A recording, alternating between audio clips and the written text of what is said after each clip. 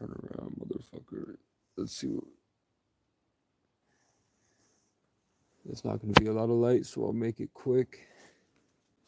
I told y'all I had a dream, or I was walking down, about to leave and go into town one day, panicking about what I'm going to do for the rest of my life, what the right move is. I was really trying to get out of this and get to Wilmington, go be in a relationship with someone, live on a boat, work out in the woods, make music, but didn't play my cards right, couldn't get enough money, and I'm still here. And I felt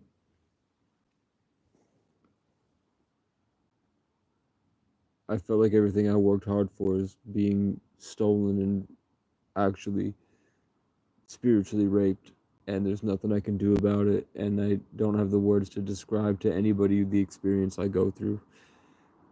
But that being said, I still, like, today I was bathing in the river, and I heard a bird chirp, and I looked up, and in the clearing in the trees there was one cloud in the sky, and it was right in this perfect circle of trees, so I could see it right where my third eye would be in my mind, just staring out in the distance. And I looked at it, it looked flat, like it didn't look like a cloud. It was right, it was placed so perfectly.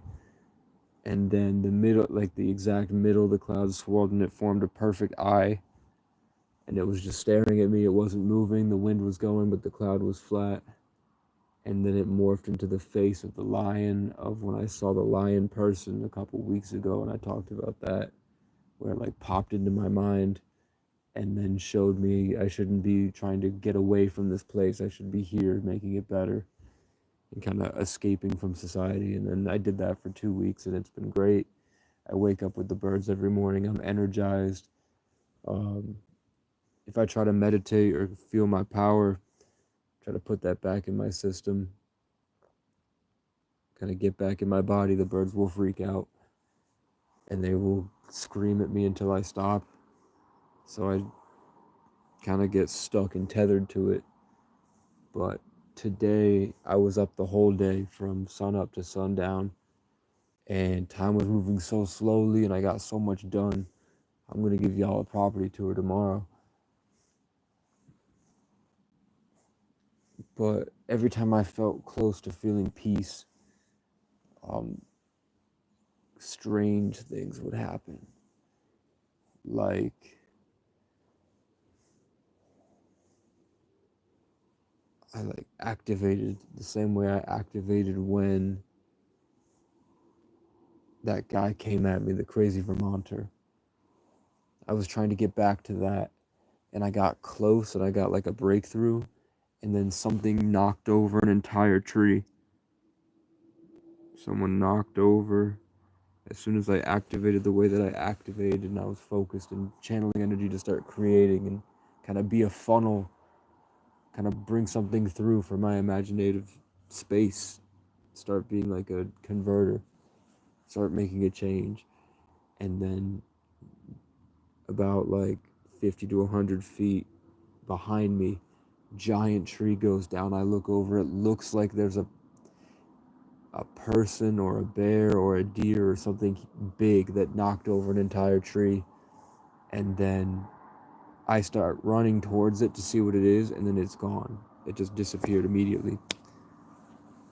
And then I'm like, okay, so it's obvious that my prison guards or my alien scientists or whatever do not want me to wake up. So I just keep raking. And then at the end of the day, I go wash myself in the river, and then I look up and I see the cloud, and then it forms into an eye, and then it forms into a lion's face, and then it dissipates, and it's just a giant sea, and then it goes away, and then I'm like, okay, so they at least are letting me know. I've been asking to see an alien for 2 weeks. Like, I'm out here alone. There's nothing anyone can do. Just make it far enough away that I don't freak out. And so I saw a cloud, and then a voice in my head said, "That's a UFO," and then it turned into an eye. and then it turned into a lion's face, and then it turned into a giant C. And then right after it went away and I went back to doing what I was doing, because I'm like, I'm not gonna just stop. I'm not gonna submit. I'm gonna keep with the delusional manifestation and keep pushing forward, focusing, trying to figure out the way to do it where I can get all my power back and start to be cemented in that space and start to claim the space and work the energies and build relationships with the birds and kind of take the stuff back that was stolen from me by the demonic people. How can I get this, what I had back when I was a traveling legendary badass, where I walked into the room and everybody was impressed and wanted my attention, and I didn't feel like this hollow shell of nothing that's just consistently traumatized and has no personality or sense of self, has been degraded to less than an animal and is just shuffling through life like this cold and painful husk. I'm trying to get that back, and then when I do, it's like something knocks over a tree, and then I saw an alien, and then I got close to it again, and then immediately there's this black bird, bigger than an eagle. Like, I have no reference to show you what it could be. It's like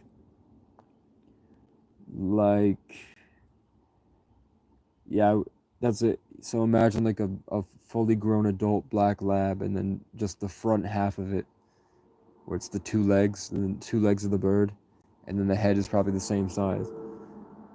Swooped down from a tree, slammed, like dive bombed into a birch tree, like a full grown birch tree that was dead. Dive bombed right into it so that it fell over right next to me, almost hitting me, and then flew up into a tree and then disappeared. Like completely gone. Where it's not, like, it's not sitting in the tree, it didn't fly out of the tree. It didn't fly into the into the sky and leave. It just flew like right further enough into the leaves that I just couldn't see it, and then disappeared. Because I'm running through the woods full speed to find these things, because I see, like, I want to call them anomalies. These like weird anomalies where the simulation cracks and they're just showing themselves. Happen to me like twice or three times a day, and then whatever like puzzle piece of the weird thing that I saw that I can't make sense of, or I kind of can make sense of from what I've seen for the past 10 years. Um, if I don't know what it is, there's a post on Facebook that explains, like, somebody in like a galactic council federation of light workers where I joined, and it makes me feel better to see people that are more far out of it than I am. Like, I'm not delusionally crazy where I'm making things up in my head, and then like the facts don't align with it. I'm seeing things outside of myself that I have to go in and find an explanation for. It's not that I'm generating the thing from my head and it happens. It's that these things are happening to me, and then I have to figure out why, and then I find, like, I do a rabbit hole full of trying to, like, I'll scroll for like 20-30 minutes and read all these schizophrenic people's posts about, like, my brain's kind of thrown out all the stuff that I think is trash. Like, I only have the stuff I think is useful. Like, when I got my Dodge Magnum, I blew up on Dogecoin. I bought a Dodge Magnum aftermarket everything, like $4,500 car. It was really nice. It was my colors. Like, my favorite colors are black, gray, red stripe. Nice car, especially for my hometown. Nobody's got that type of money unless you deal heroin. So I was driving around my nice car. I did get, like, ripped out and searched by police, and everywhere I went I got pulled over and bullied for it, but it was nice because I had a brain injury before where I was wandering around getting dirty looks. So I felt like I got that moment where I could drive around New England or wherever I wanted and have the nice looks, and I was suddenly, instead of this like less than human, I was now like a high value guy. Everywhere I walked I had the nice clothes and everything, so I was grateful for that. But I remember when I would sleep in the back of it in the winter, and I was freezing because I didn't have heat and money for gas, so I'd just disassociate and try to vibrate my cells to keep myself warm, and eventually I learned how to develop a presence. And I remember I'd keep having this thing come into the top of my spirit, like kind of like a hamster feeder or something, like a tube. And then I'd hear a voice that says, this is your Merkaba. I didn't know what that meant. And then I heard it again when I got stuck in this abandoned barn deep in the mountains. This is your Merkaba. And then I saw that lion person. So I just opened my Facebook a couple days ago, and it's a post from some, like, you look at their profile picture and the person's obviously like very disassociated and delusional, that they're like living, I get it, like when you're living so far outside of your own mind that it's like your body's like this very distant third person view, and you've got so much problems going on inside of you that you can't really see reality, and you definitely can't pick. You're probably really psychically intuitive, like emotionally intuitive, but there's also so much that's diluting that because you're trapped.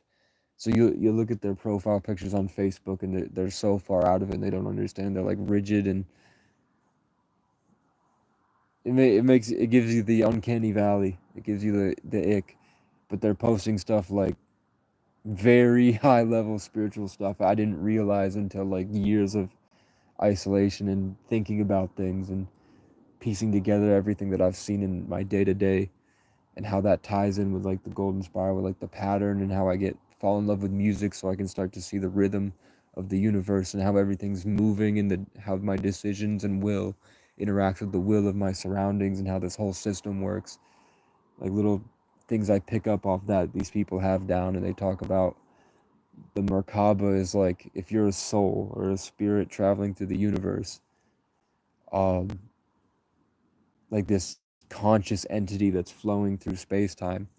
You have like this kind of comfort zone, this aura, this bubble of your imagination that houses you, that you use to operate through the universe.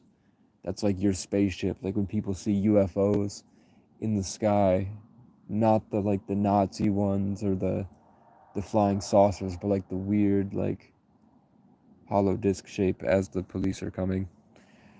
The police are here.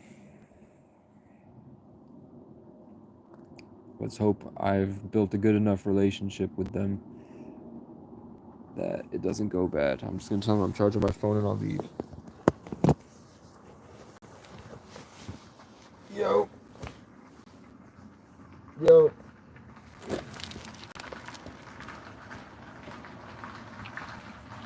Alright, just charging my phone. I'm just charging my phone. Yeah, I'm just charging my phone. Alright, have a good night, guys. Appreciate it. Yeah. We're good, we're good, we're good. I've talked to him a couple days ago. Jacob Martin. Jacob Martin. Hello. Love you too, Jacob Martin. White saucer. No, I'm talking about here's something. In the video I posted, the God gave me my 300 moment, like when I left Brattleboro and I wanted to do this big thing. I wound up at Mount Mansfield, which is the tallest mountain in Vermont. As soon as I got there, it felt like I was meeting an old friend. It was like I got filled with this love that didn't really, I don't really experience because I didn't have it in my family. So when I get it, it's a big moment for me. It's like heavy. So as soon as I got to Mount Mansfield, it was like everything was aligned perfectly. I climbed up it. It took hours. I got to the top at sunset. I climbed up the part that you're not allowed to go to. Your grandma has a cabin on Mount Mansfield? That's illegal. It's a ski resort, bro. Let me live there. Hold up. So I got to the top of Mount Mansfield at sunset, so it was looking over Burlington. And I felt like this huge pull on the top of my head. Like everything, my hair was floating up, my whole body was floating.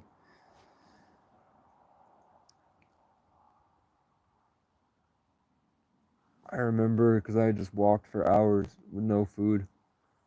I made a promise that every single day I'm gonna enjoy the food I have. I'm gonna enjoy the company I have. I'm gonna make the most of everything. I'm gonna really treat every day like it's my last. I'm not gonna take people for granted. I'm gonna be the best version of myself. I'm not gonna fall victim to the traumas and everything and the brain injury. I'm just gonna keep. I'm gonna live with this momentum that I felt at the top, and the sun was like level with my eyes when I was staring. When I was staring, I got to the bottom. Um, it was sun had just gone down, so it was pitch black, or it was about to be pitch black. It was just one Asian guy with a camera, and he said he's gonna stay up there camping. And I said, "Good luck, bro. Maybe I'll come back up if they've towed my car, because it said they'll tow your car at sundown." So I said, if they tow my car, maybe I'll walk back up in the dark, and I'll come hang out. And then he said, there's actually a guy just around the corner that is offering to give people rides. And then I walked around the corner, and that guy went down the mountain without me. He left me stranded in pitch black. So I had to walk the 7 miles down by myself. And the whole time, like, voice in the back of my head is saying, like, there's shit's coming to get you. Like, all my, anything you could, like, when you're anxious and your mind starts making up stuff. But I get, like, maybe a quarter mile down. Like, I'm going on, like, a diamond trail. And I go down one steep slope. And then I hear, like, this is fall. So the leaves have just started falling. I hear rustling, like, 15 steps behind me.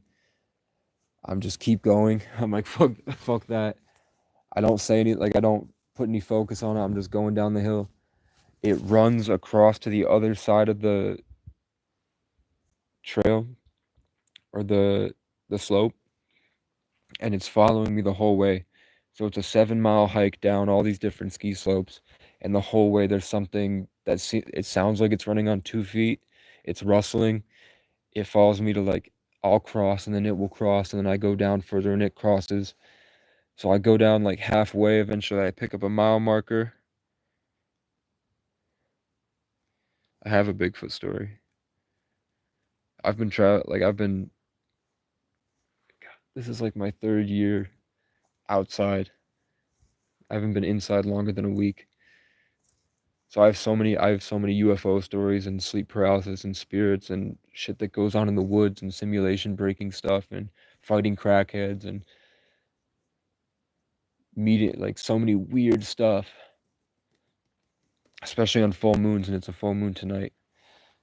Like, every full moon is really weird. The last full moon um I had sleep paralysis, but I could move around, so I could see my body, and I just astral projected.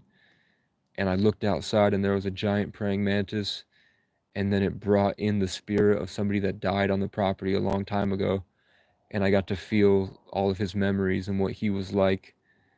And then the praying mantis tried to, like, project itself into my head, like when you tell a dog to sit, and the dog knows you're telling it to sit. The praying mantis was like telling me to get back in my body. And then I woke up, and then I opened my phone, and then it was the Joe Rogan clip. The first thing you open on YouTube, and Joe Rogan's talking about, what if there were praying mantises the size of people? What if praying mantises were actually just little versions of aliens, so that they would see how humans reacted to something so disgusting? And then like, scroll like 3 or 4 different videos later, and it's the clip from the movie Nope, where they're trying to catch the video of the flying saucer, and then the little praying mantis covers the camera. That happened the last full moon. But on Mount Mansfield, I'm climbing down, and this thing is following me. Eventually, I'm not freaking out. I'm ready to fight it. I picked up a mile marker, and I'm just trying to get down. This was just after I left home. So, like, none of the things that have happened since. I was a lot, like, hadn't been in any fights really. Hadn't really been through a lot. I've been through a lot, but I hadn't been through, like, the violence that I've been through now. So that it was a lot bigger for me to be going through this. And I'm on top of a mountain in pitch black by myself. My brain's telling me that Slender Man's behind it. true. When I lived outside Oakledge, and I used to perform at parties, and I'd make music at the pavilion with a bunch of kids. Um, for a couple nights, everyone and all the homeless people at all the different parks, the parks department guys would come up and talk to me and say that all the homeless people were seeing these black spirits with red eyes every night. And then some guy walked up to me that morning and said the morning after they told me that there were spirits at night that were meeting all like showing themselves to these homeless people. This is 6 months before the Miami aliens where they showed themselves to everybody. They were showing themselves to everybody around Burlington all at once every night for 3 nights. And then in the morning, these invisible things were chucking rocks at the trees. And people were like, everyone was thinking it was some like crackhead they couldn't see that was whipping rocks at them. But Oakledge was completely empty. I had an entire like 3 or 4 acres behind Oakledge by myself that I would use to like take kids away from drugs when like randoms would come in, and then the pedophiles and the crackheads were trying to take advantage of these runaways. I would keep them in my compound. And then I was talking to a crackhead that showed up in the morning and was trying to steal bikes, and he said that something was throwing rocks at him. We waited for like 10 minutes, and then nothing happened. As soon as he left and I went back to my tent, something whipped a rock right past my eyes at the tree, and I looked over and like nothing. Uh, but and I'll tell you the Bigfoot story too. With this Mount Mansfield in the middle of the night in the fall, pitch black. I see in my imagination, I'm not on drugs, no hallucinations. I definitely like I can recognize the general anxiety, but it's not like a vivid hallucination.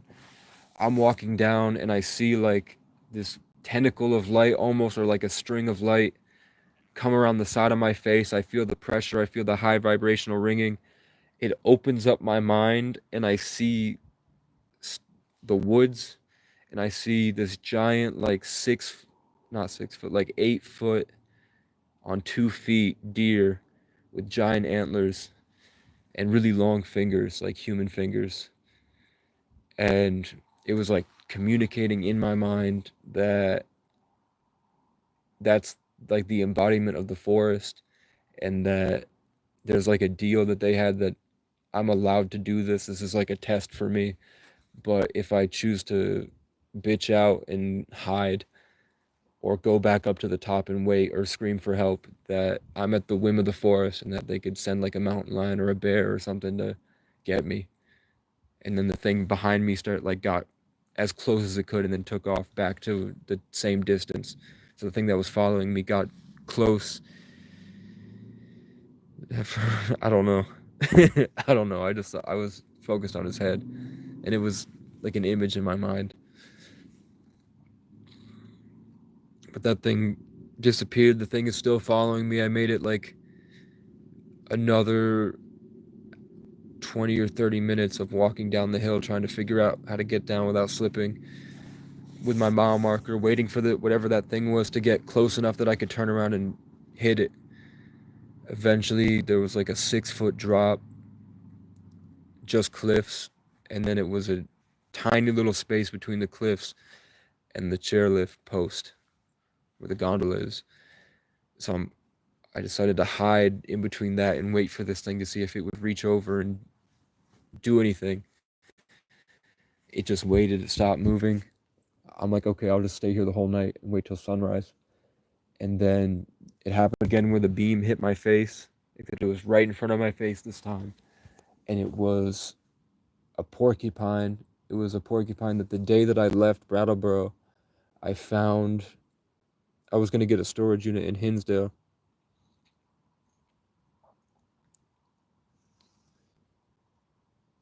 And at the storage unit in Hinsdale by Walmart, there was a porcupine walking in circles. And I didn't know what to do about it, so I put it in my guitar case and brought it home. Called a wildlife preserve, and they helped him out. It turned out it had a brain parasite that was making it wait so that a coyote or something ate it and it could transfer it to a new host. So that porcupine wanted me to kill it so that it could infect my mind. That porcupine, like 8 months later, after traveling to like New York and sneaking, like driving through the border and out driving the police and living in Montreal for 3 months and then coming back and living with gang members and getting jumped in and all the shit in Albany and then coming back to Burlington and all the shit that happened in Burlington, I might get into. That's a huge story that the interweavings of that story reveal the symbolism and how God works and motifs and relationships and narrative and the golden spiral. But after that, being at this mountain for the first time and having this whole experience, that porcupine beamed into my face and said it felt like that same love and just told me to keep going and it's gonna be okay. And then as soon as it did that, this giant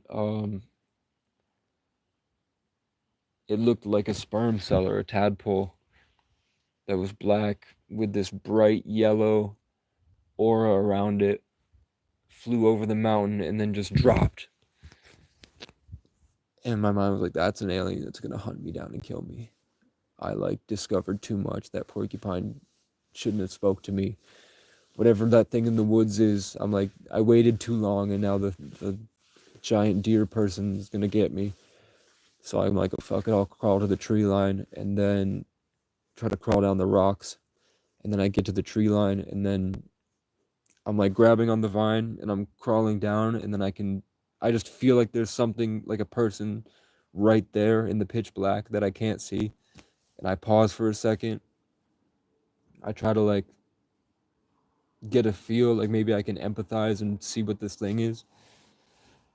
And something spoke like in a really deep voice, some language I don't understand, like 3 words, and then just paused. And I'm like, I'm not fucking dealing with that. And I keep climbing down. I just keep walking. I finally get to the bottom, and it's this giant spotlight on me. There's a big fenced off gate, so it's barbed wire fence and huge 10-foot fence. And I can't get by it. This thing is still following me. It's right behind me.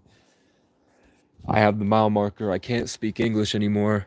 It's just full animal instincts, and I'm scared. And I'm screaming at it to come out so I can try to hurt it. And then, like off in the distance, a coyote was like, "Stop!" This thing, something's just waiting out in the darkness, and I'm like screaming at it to come out. Finally, somebody that looks just like one of my old friends, like identical, like a doppelganger. Like it could be him. Like they could be twins. Same voice, same demeanor, same everything, but he's got a different name, completely different life story. And they're not far, like they're an hour away from each other. This guy shows up. The guy that he looks like is a drunk homeless guy in Brattleboro, and this guy's like a nice EMT, wealthy, wife and kids, but they're identical, no relation. And this guy shows up. Thank you for listening, Susie. Yeah. This guy shows up. He gets me through the gate. We get away. He brings me to my car. I tell him a little bit of what happened, and he was like, he shudders. Like I explained it to him, and he feels the energy, and he twitches and he freaks out. And he doesn't want to talk about it. He's like, yeah, there's mountain lions. And then as we're driving away, to get to my car, I look up, and at the post where all that happened, where the porcupine and the alien or the UFO, standing there, you can see in the faint sunlight or the spotlight, the faint light all the way up there. There's like a figure like Slender Man, like a tall person with tentacles, but it's just a complete pitch black shadow, like dark, like Vanta black, like darker than the woods around it, which is what made it stick out. It was moving. I don't say anything. I get in my car and I leave and I go as far as I can before I need gas. I DoorDash for money, so I didn't have any. I was expecting to be able to DoorDash tomorrow or like go to McDonald's and get some food and do something for $5, like trade food stamps for enough money to get back to Burlington to DoorDash. And I get to this place like 3 in the morning, and there's a couple people. I'm gonna ask for change, and college girl comes out, stands in between the door and me, freezes, turns around, and goes, "You saw the shadow people, didn't you?" It's obviously a simulation. Like I don't, I'm half convinced none of these people are real. I tell you that a butterfly goes right to left when I'm on the right path, and it's the middle of the night, and a butterfly is flying right in front of us, right to left. Like it flew right to left, and now it's right in front of my face, going straight out. So I don't like I never know if the other people are real. I never know. I could be like I could go to sleep and wake up and I'm dreaming and I'd have no idea. It's just like a dream indistinguishable from reality. And it's like the dream people, the DMT elves, the Joe Rogan aliens, whatever I'm seeing or speaking to, could just have me in a little secret life lesson and I just never know. Because shit like that happens so much, especially when I get further away from people that I know and love and I'm in where it's just strangers. It's just me and God and strangers. The weirdest things happen, like really inexplainable stuff inside my spirit and outside. But she says you saw the shadow people, and I'm like instantly, like everything made sense. I was like, okay, yes, empathy works. Yes, this woman knows what she's doing. Yes, it's probably a simulation. Maybe she's an NPC Truman Show that whatever way, for whatever reason, the things that I thought were crazy in my head got validated. So I was like, yeah, I was never gonna talk about it, but I'm so glad that you got put here. That makes me feel a lot better.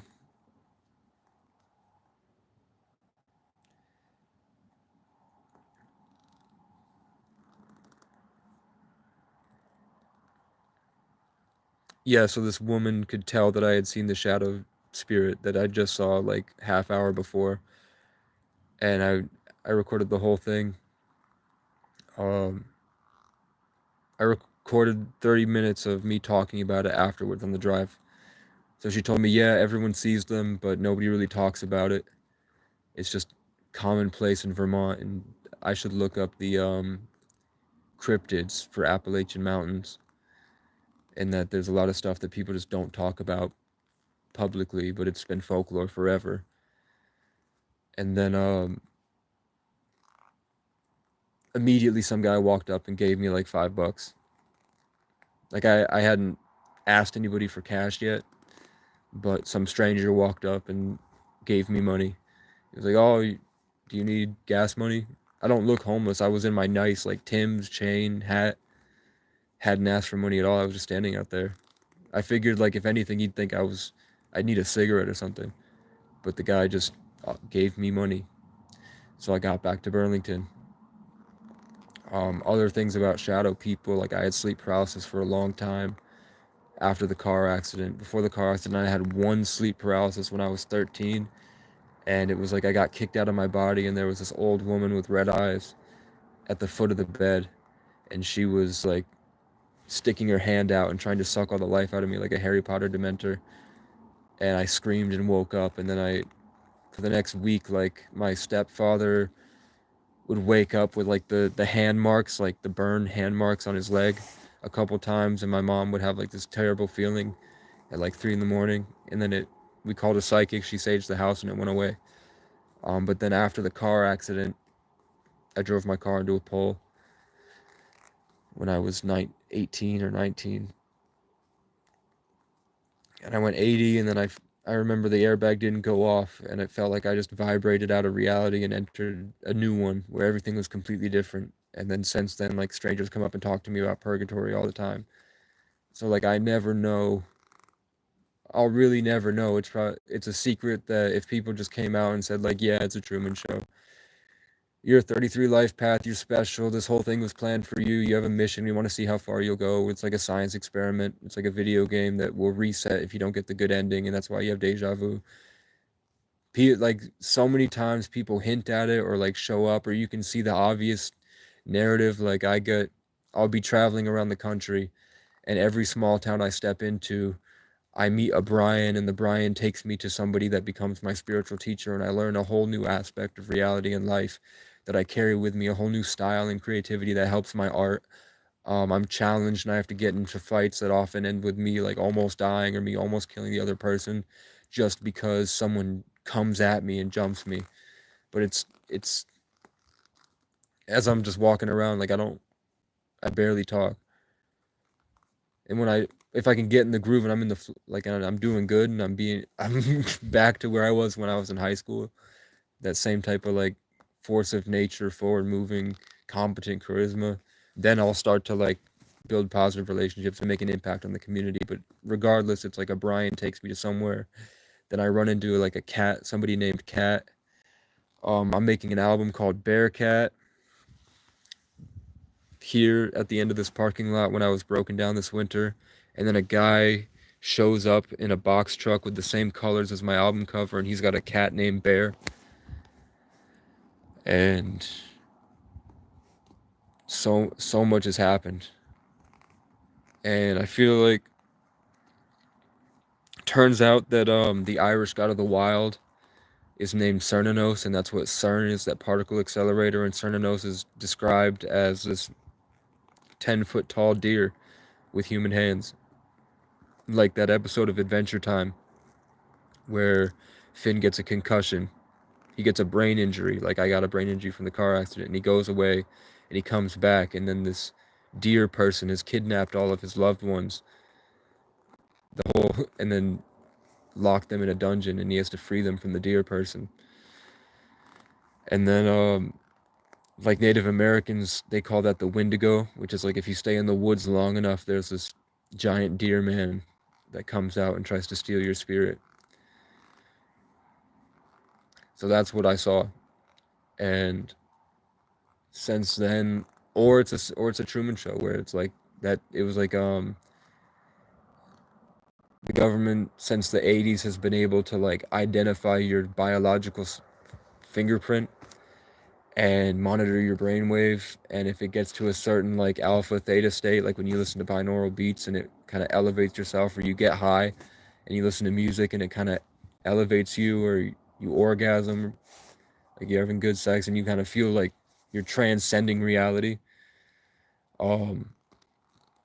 they can just they can, if you like flip their radar, which I probably did when I was young. I think that's probably why I passed out every time I had a kneecap test. Every time I had a standardized test, I would pass out on the floor, like just fall over. And I would get horrible test scores even though I was high honor roll. I would get horrible tests on my standardized tests. I would just pass out. But they can just stay your biological signature, and they can actually transmit thoughts into your head. And it's called a Manchurian Candidate. It's called Cernunnos. So the Irish gods and the Native American gods, like the Celtic, the Native Europeans, the Celts, the barbarians and the Navajo, like Phoenix, Arizona area, they have the same gods, like the Mohicans, the last of the Mohicans, and the Maya, and like those guys have the same gods. I know because one of the places I got stuck in Vermont, a legit East LA gangbanger, full tattoos, everything, has killed multiple people, and then got on disability and went to the Navajo reservation and studied from the Hopi and learned the native teachings, and that helped him with his PTSD from being in the streets of East LA. And he found out from his grandma he was like an ancient bloodline and very special and had this super psychic power that the Hopi knew about, and they could feel from him, so they taught him these things. And then he just inherited these 2 dogs as he was traveling around the country. He got these 2 pit bulls, and he named them Nina after the Ed Sheeran song, and then Dada after the Native American god of the day. He had a dog named after an Ed Sheeran song, and then he had a dog named Dada after the Native American god of the day.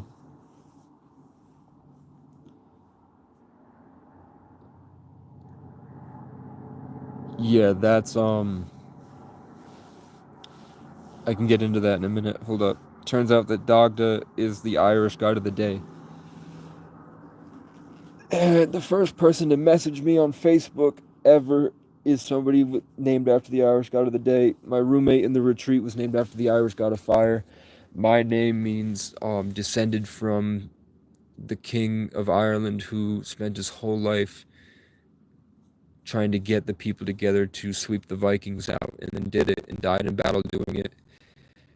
And then our sigil's the lion, and my dad's a Leo, named the Legend, Gary the Legend O'Brien.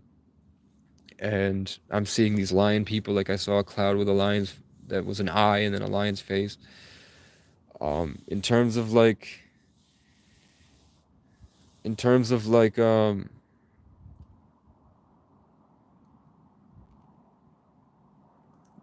native boy who the cops stopped in 2023 who claimed he was an alien was following me today. Screaming Eagle Christopher. That's cool because it's Christ. And also while you typed that, I was explaining that, or saying that people have called, like, people on mushrooms tell me I'm an eagle a lot. Like, people that do mushrooms say that if they're on mushrooms and I'm going over to their house, they feel like a giant mountain is coming, and then, like, something unfathomable and horrifying. And then they feel like an eagle's at the door, and then it's me. And my dad's a Leo Libra, and I'm a Sagittarius Aquarius, so we're both the fire and air. And my dad's kind of the balanced heart, and I would be like the traveling infinite. And his name means a mighty spear, and he was a ski instructor, and my name means an ancient tree of everlasting love. And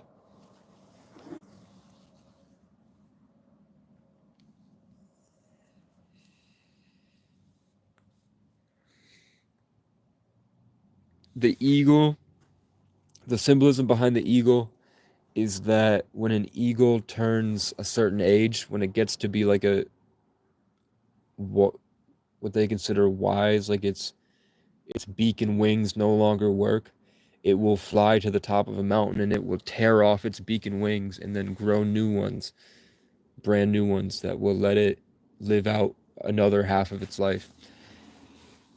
So the people that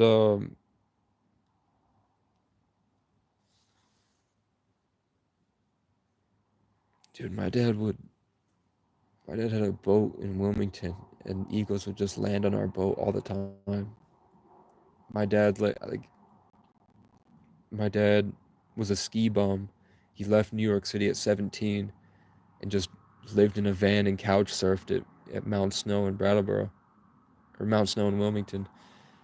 And he was just a funny, charismatic guy. He was a big Irish dude that got in a lot of fights. He had drinking problems, but he was an amazing skier. And he just like caught the attention of wealthy people when he became a ski instructor. And so he had like, I remember one time he had the CEO of Wells Fargo and some other like Fortune 500 billionaire on two different landlines. So he had Skip's phone. Skip was the captain of the yacht for the DuPont family. They're billionaires.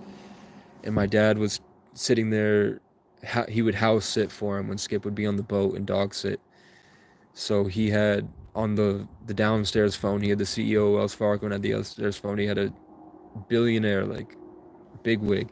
And they were both on each end of the line. Like, he put both phones together, and they were arguing about a time where their sons would be able to train with my father one-on-one. Which, if you know my dad, it's like everyone knows my dad is this bitter drunk with brain damage that gets mad at nothing and screams and throws a hissy fit. Nobody understands that my dad was like the mental fortitude my father had, and his ability to make jokes and his perception of life and the energy that he carried. Being Gary the Legend O'Brien, the best ski instructor at Mount Snow. They're like, the people think the legend is like, oh, they were making fun of him because he's retarded, but my dad was somebody that people that at the highest form of human existence respected just for existing. And I guess my dad went to a bar one night and some guy's wife said hi to him or smiled at him. He picks me up and brings me and my friend Tyler Moore, Moore family is the ancient African family that taught civilized culture to the Celts and built Europe. And when I was when we got our first house when I was born. It was his family, the Moore family, Brian Moore, his son, and Tyler Moore, and his wife Danielle, and my family, Casey O'Brien, Gary O'Brien, Victoria Marshall, and then occasionally my sister Danielle.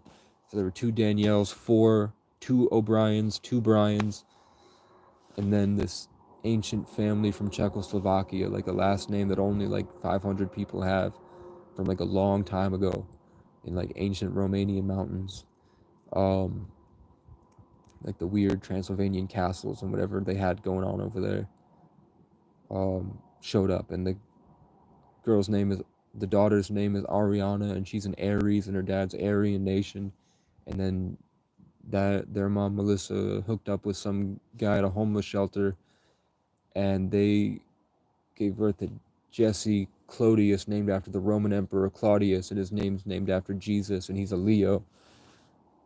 6th life path, which means in numerology, they're the people that deal with the home and family, but it's also the closest thing you can get to a 33 if you are born after the 2000s.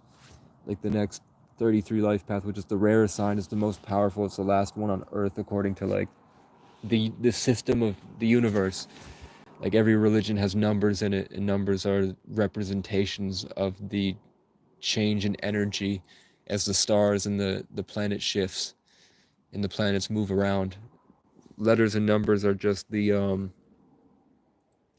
way to express and catalog that feeling of energy you feel.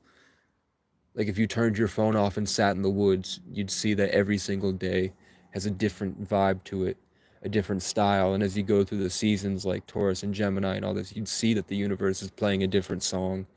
It's in a different theme. There's different motifs. There's different things that are important to you and things that happen in your relationships and your interactions.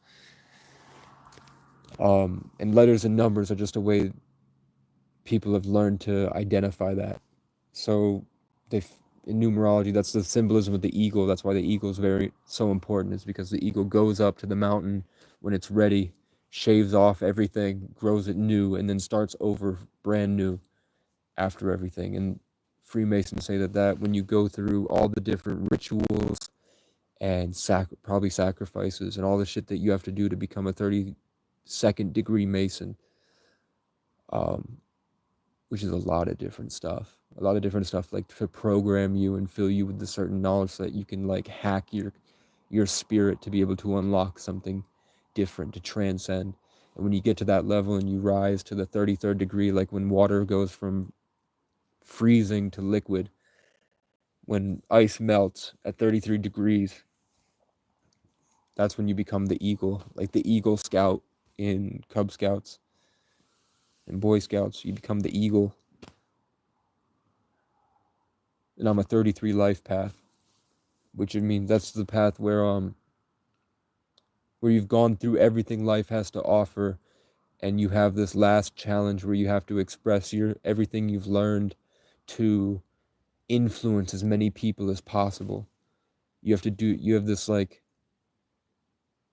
whatever you've learned from everything that you've been through, for what they believe, like true Freemasons say that God made you specifically for one lifetime, and that you get what you get, and he made you for that purpose. But as we're seeing like this system where like you're not allowed to win or ascend without taking from somebody else.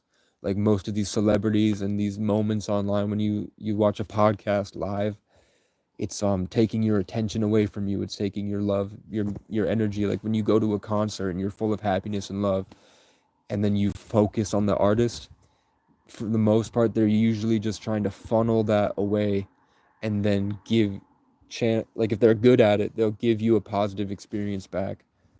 But for the most part, it's all just a way to rope energy. That's why they made people fall in love with Justin Bieber. It's like, imagine behind Justin Bieber there was this giant like parasitic crab monster that can suck out love, so that when you go to the concerts, it just kind of like the Kali Ma from Indiana Jones, it just takes out all the energy. That's like when Travis Scott, remember when Travis Scott killed like 3 people when he played a note on his piano? That's the that's the secret is the Trinity. So here's the secret, esoteric secret right here. Freemasonic doctrine. The sun, the moon, the earth, the mother, the father, the son. Um, that's the representation of energy: solid, liquid, gas. Um, People don't really count air, but like when they talk about elements, they say earth, fire, and water. They don't really count air, but I count air. But that's the positive, negative, and then the observer, the God, the devil, and you. It's just a way that this school is built, this system is built off the number 3. So the 33, and I'm born on the 11th. And my dad's a 3 life path, born on the 10th. So I'm like the next step up. He's like the king and I'm the crown, if that makes sense. And we go together. Like my dad is this my dad's a badass. He's one of the smartest people I know. It's just so much trauma has plagued my family for their entire life that they're just not able. There's so much wrong with them, and they both miscarried for 10 years, and then they conceived me on St. Patrick's Day. I was supposed to be born on Christmas, but I came out 2 weeks early on the 11th, which makes me the most powerful. For creativity, I'm the most powerful. If I was here to build like a country, if I was here to make like a system for people, I'd be born on the 22nd. But they say that the day of the month, the day of the lunar cycle, really embeds your spirit with certain energy forever because of the fact that you were born on that day. It's not a lie. Like, it's not true if you say you were born July 6th, if you were born December 10th. The fact that you were born on that day with that energy gives you a narrative and an actual blueprint to how the all this energy that comes through in a day-to-day basis when you talk to people. It's like a funnel. It's like your character, your preset, your class. And that's how you choose to operate. And it's like a mold that all the stuff that inside you is going on represents. And there's so much to your personality that is probably going to get revealed with like if you just keep going through your day-to-day and persevere and get to know yourself and spend time alone and take care of yourself, like change your diet around and start to like fast all the parasites out, because we are all infected with parasites now. A lot of, like, most of our impulsive thoughts are parasites in our system that are stimulating our nervous system to trigger our brain to guide us, like that porcupine, guide us towards where we can infect more people. It's like The Last of Us. It's like a prerequisite to a zombie virus. And it just is.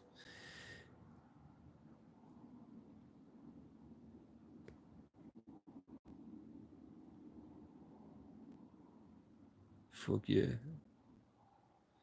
Yeah, my dad followed Grateful Dead for a while.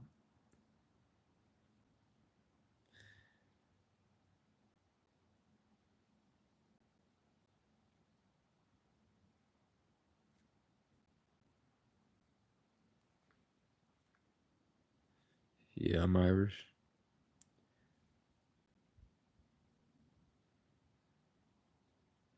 Who's hypnotherapist? Your dad?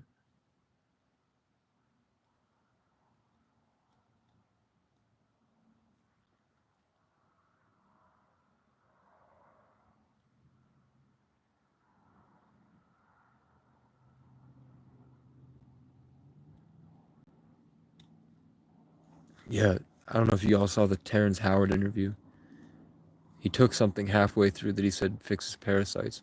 Terrence Howard said that his first memory was being in the womb, and then he jumped into his body as a child, like a baby, an infant, and was freaking out that he needed to remember to stay awake. He needed to remember where he had come from, and then he passed out and then woke up and then did it over and over again until he was young. And he always had this like palace in his mind that he could go and take in ancient knowledge and learn. And I remember my first memory is floating over my mom's shoulder in the spirit realm and telling her to pick Casey when she wanted to name me Frank.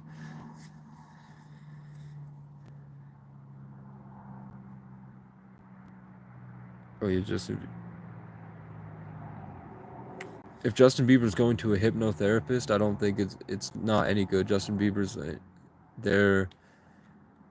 they mind control you, they molest you, and they keep you in a state of like a disassociated state.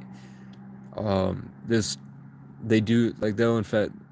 I'm gonna say it, bro. I don't want to, but I'll say it. They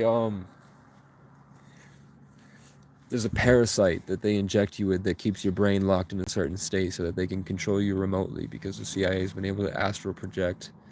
Am I gonna get shot? Are they gonna kill me?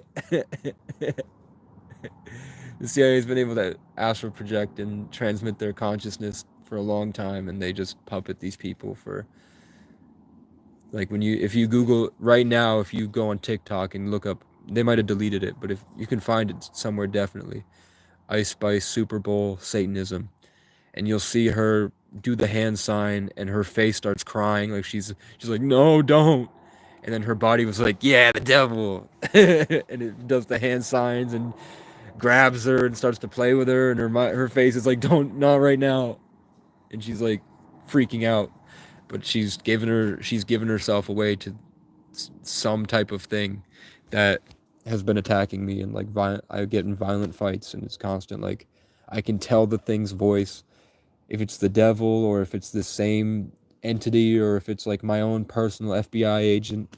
And all these people have checked out and have gotten the COVID vaccine, so maybe they're susceptible to react to the electronic stimulation through the electromagnetic spectrum and the 5G towers, whatever. But I definitely know I'm talking to this thing, and it's like if I'm on a mission and I feel close to God and I'm going on the holy mission and I'm ready and I'm about to make progress and I'm leading the charge and I'm doing all this stuff and I'm ready to make this thing happen. It's no matter who I talk to, it's the same presence and the same voice, and they're just doing the same stuff with gaslighting, trying to scare me, trying to trigger me, trying to do that MK Ultra like hypnotherapy, trying to rope me back into that state where I forget which thoughts are my own and I'm following what I think is my conscious. But it's probably not. It's probably like I thought it was like a voice I developed to get through my trauma. It's not like a schizophrenic voice that is like telling me to hurt people. It's more like I just feel like it's a nuisance. Freemasons will tell you that it's called the anima. And like occult people, here's my butterflies coming back, right to left. They say that the anima is like your own personal Siri. It's like your divine feminine, or it's like the or divine masculine. Like men have a woman and women have a man, and it's part of the Rosicrucian method, which is the secret order in between all religions, the Rose Cross. They say that we get our own little like Jarvis. That's the embodiment of the perfect of every interaction we've had with the opposite sex, because we're here to fuck and reproduce and transmit ourselves and interact with each other and spread our information and create something better as we iterate the next generation. So we have our own personal perfect, like as we've gone through everything and all this heartbreak and everything we've experienced with relationships and our parental figures and our role models. We have like a perfect embodiment of what we think like the highest form of an opposite partner would be. And that thing is always communicating with us, whether we realize it or not. It's like a part of our subconscious. And when you get more conscious of it, you realize that like when you're scanning, if there's a lot of girls in the chat, when you're scanning that like guys, when you're scanning a guy, the standards that you hold him to, there's like an embodiment of every interaction you've had that you liked and you disliked, and you formed a perfect version of what you think is a quality partner for you. It isn't your soulmate, but it's like that kind of like an outline, and that's called your anima, and it's a conscious entity, supposedly. Like this whole system has granted you a conscious entity that you you hang out with. And that's the thing, that when you jerk off and you're imagining you're sleeping with someone, it's that conscious entity that you're using, and you feed it sexual energy that gets transmuted. That's what the people that run the country believe.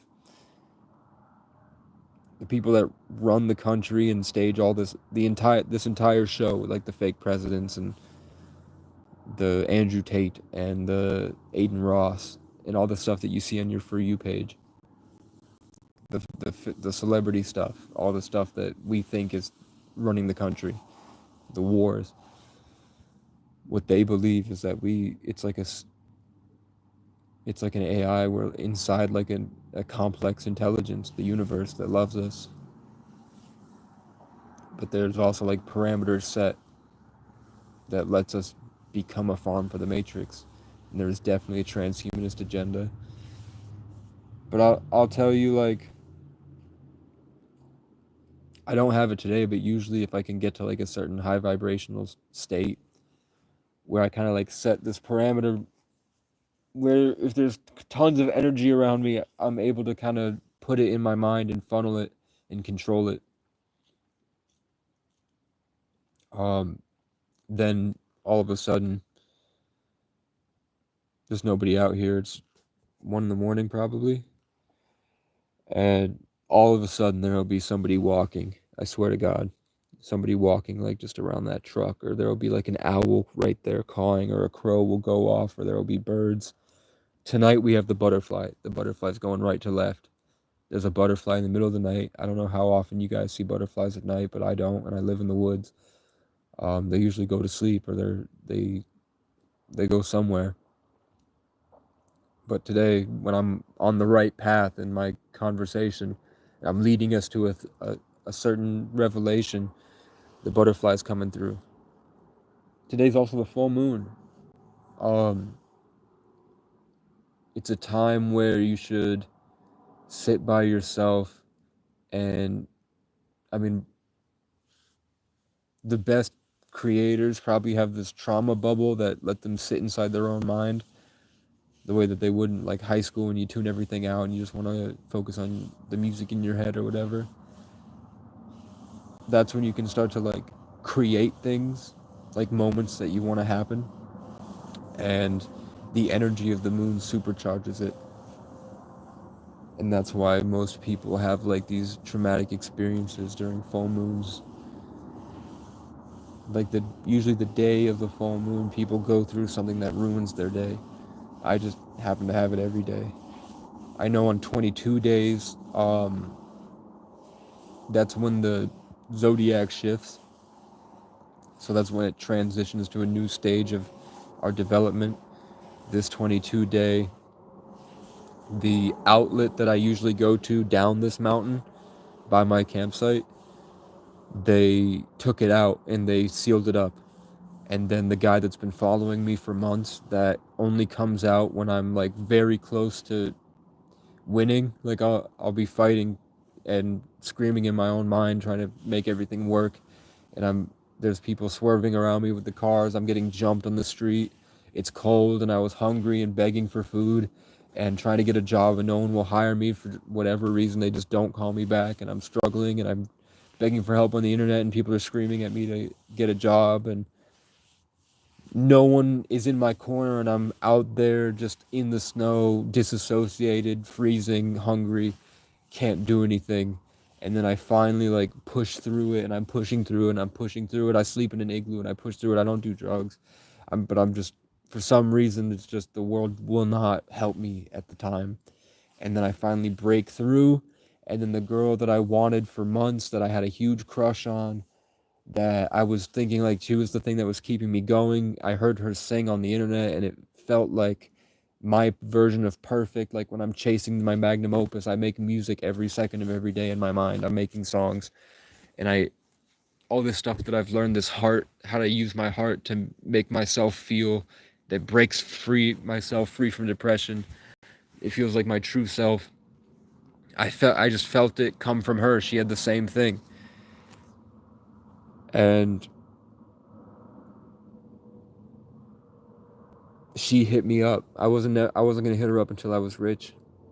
I was like, one day I'm gonna be rich. I know it's a simulation. I know if I keep powering through, eventually it'll work. Because if it's not going well, if it's not going good, then God's not done with it.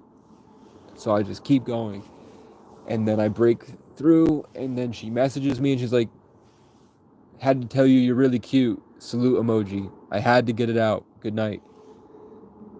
So I'm like, that doesn't sound like she's interested. That sounds like there's something stuck in her mind that she had to get out, and she saluted me, which is like maybe she supports the war going on in my mind that I'm fighting for. Maybe she gets it somehow, and because she's like a part of the system, and maybe she's a psychic too that is like getting, maybe when I'm thinking about her, it's beaming in her mind in case she's thinking about you. So she was like, I just had to get it out. I think you're attractive. Good night. Like, not open to conversation. So I was like, win and a lose. You win some, you lose some. At least I got something. So I was trying to think of a good thing to say. Said something that was kind of off because I'm fighting all this shit. Finally, she hits me back up on a 11 day when it's like emotionally charged. So I'm like, okay, not going great. She's interested, but I can't tell if it's like she's like, my mind is telling me it's forced. It's a simulation, and it's like not. She doesn't seem interested, but she's talking to the stranger. She has like 4,000 friends on the internet, like on Facebook, and she gets hundreds of likes, and I've never spoken to her. She's suddenly hitting me up when I have a spiritual breakthrough. So I'm like, okay, it's not real. Even though I like her, it's like the Truman Show. I've definitely I've when I lived in hotels 2 winters ago, I woke up every morning and my TV had turned itself on and the Truman Show was playing for like 2 weeks straight. What TV network plays the Truman Show every day for 2 weeks straight? But that happened to me like 2 years ago at Motel 6. By the way, but she hits me up, and then the guy in the box truck with the Bearcat, as I'm writing an album called Bearcat, he shows up and he gets in my face and he won't leave me alone, and I can feel him trying to rip out my spirit. It's like it's like he's magnetizing it out of me, and he's like twitching and crazy and violent, and I feel like I lost, and I felt everything I ever wanted to get stripped away, and he's held it over me for months, and I've been fighting back against him slowly and just trying to make progress, and it doesn't feel like it works. That's why my personality completely changed. Like if you go back a couple months, you'll see like I was creative, improvising. I was kind of like putting on a show, and I was able to when I sang, you could feel the when I distorted the voice and the fire inside and everything. But since it's like I don't even have any character at all, I'm just out there with the birds. But I developed a character out there, which I was really happy about. And I realized a lot about God's will. I realized a lot, like a good example. I won't say it because I'm putting together a real video. I wrote down, like, I spent probably 6 hours today for a real video that feels kind of like my perfect, and I co-created it with God, and about what I want to do in my future. And before that, there was like symbolism relating to it. I had like written down something like hours before I had the thought to make this, and different things I went through in my day that only happened because I made a certain choice. I looked back at the inspiration, the things that were going on and like cycling through my mind earlier that I was writing down, and they were the same thing, basically at a different level. Um, and it all tied together with this like perfect title. And I realized that like maybe I'm not at the same level of consciousness that I had before, where I was able to fully understand how the universe works and make conscious decisions. And I was actually just like a lower level of operating, where God was just pushing me. And then I started to make conscious decisions, and that's when I went to, after I wrote down this amazing video that I'm really proud of, and then that's when I went to go to the river and I saw the cloud with the eye and the lion, and then the giant sea, and then it disappeared, and then the giant crow dive bombed a birch tree and tried to kill me with it, and I dodged it, and then it flew away and disappeared immediately, like it just evaporated. So that happened on the full moon. It's a Sagittarius full moon. Let's see.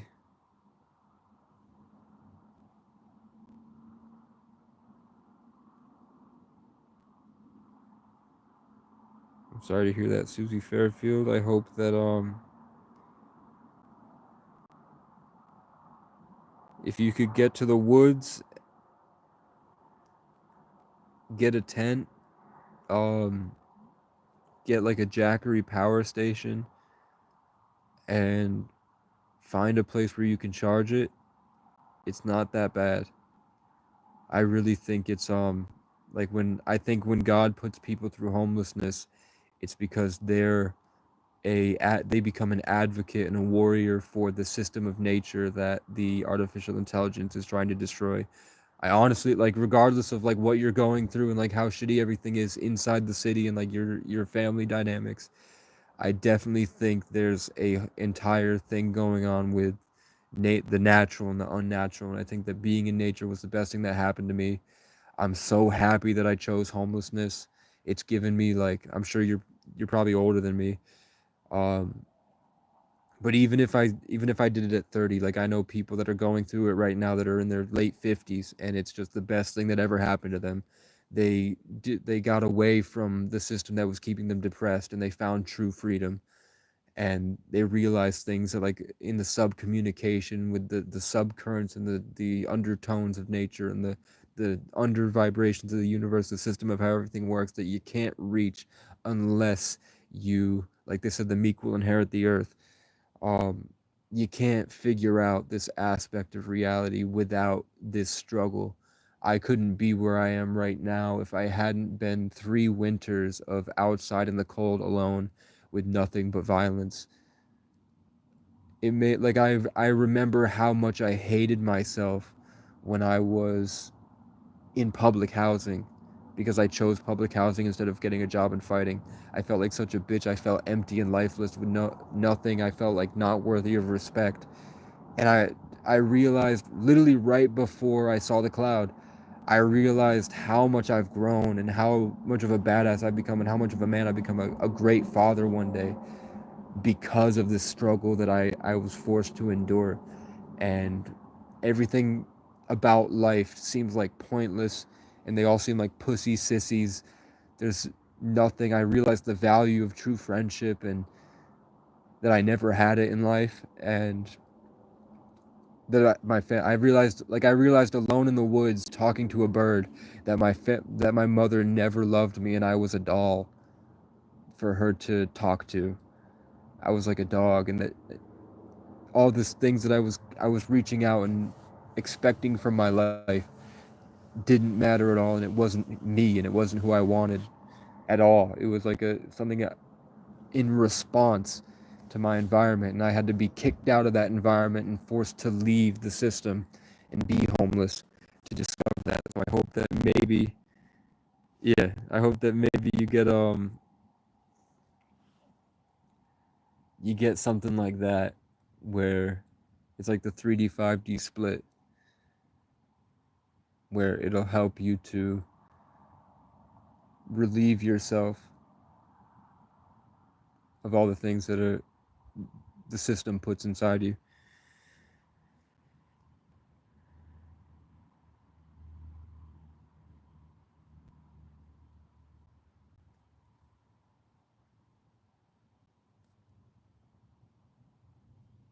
I can't remember if the last or the I Am Legend butterfly, if that was blue. But that's the first thing that popped into my head, was the butterfly was the symbol that Will Smith asked from God to show him he was real. And then at the end, right before Will Smith blew himself up, the glass shattered in the shape of a butterfly before it happened. And then Will Smith was like, oh shit, God's real, and then he died. But then in the alternative ending, he escaped New York to come to Vermont. Exactly where I am. He escaped to Vermont to come to this town that I'm floating above of on my mountaintop. And my name means exalted, which means placed outside. I'm sorry, 2 people in the mask on the street tried shooting you in the head and stabbing you. I'm glad that you're alive. That's crazy. They tried to shoot and stab you. The cities are terrible, bro. Albany sucks. If you know it, find Jamaican Jack. If you're in Albany, find Jamaican Jack. He goes to Waterworks. He's bald and he's like 5'2". He's a good man, and he has a place in Plattsburgh.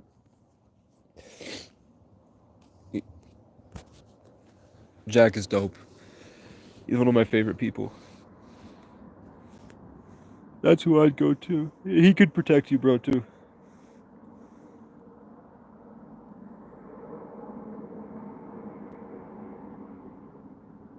Yeah, you're in Florida. Bro, Florida, I heard that Florida's like 100 miles of beaches, and there's thousands of people on the beaches just fucking fighting, doing drugs, throwing parties, playing football.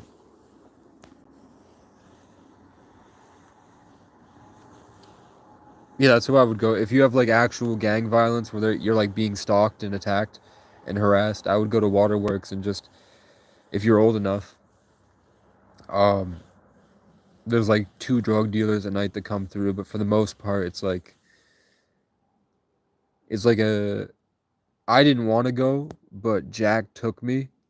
Like I was in Plattsburgh and Jack brought me to, you're 35. There's I had an ex-girlfriend who married somebody named Jacob Martin that's very they're like early 20s, but that dude's very possessive and he makes her use all of his accounts. So I thought you were her. I thought you were her. And you found my YouTube from Facebook. And you just couldn't say anything. Because that guy's a douche, but to be fair, I would have taken her. She's got the Irish green eyes. So what is Kate? I wish I could show you your property tour. Oh, that's another thing. I get to this realization all the time where I get this like heightened sense of awareness of everything around me, and I can feel like the shifts of the energy, and I can feel where the birds are. And then they'll start acting really erratic, like they'll start screaming and flying in circles and acting like robots that are malfunctioning basically. And then I'll get like very cold chills out of nowhere, and then people like police show up and people that want to hurt my energy. It doesn't feel like they can though. I'm in my element, right? Sagittarius full moon, and it's in Gemini, which is the cosine. Sagittarius and Gemini are the opposites on the spectrum. They like go together. Sagittarius and Gemini do extremely well in their opposite signs. Here's Benjamin Husfeld. I don't know you. But the advice I give everybody, you haven't commented before. I'm glad you're here. I went through so much in my life that the only outlet that I had was to just scream at the camera. And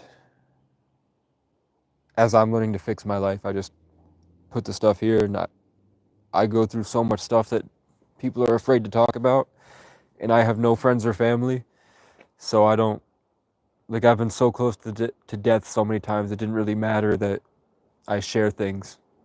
like the cure for cancer is to stop eating, and your body goes through something called autophagy and apoptosis, where it just goes in and diagnoses what cells are not serving the body and what's hurting the body, so it eats those for food.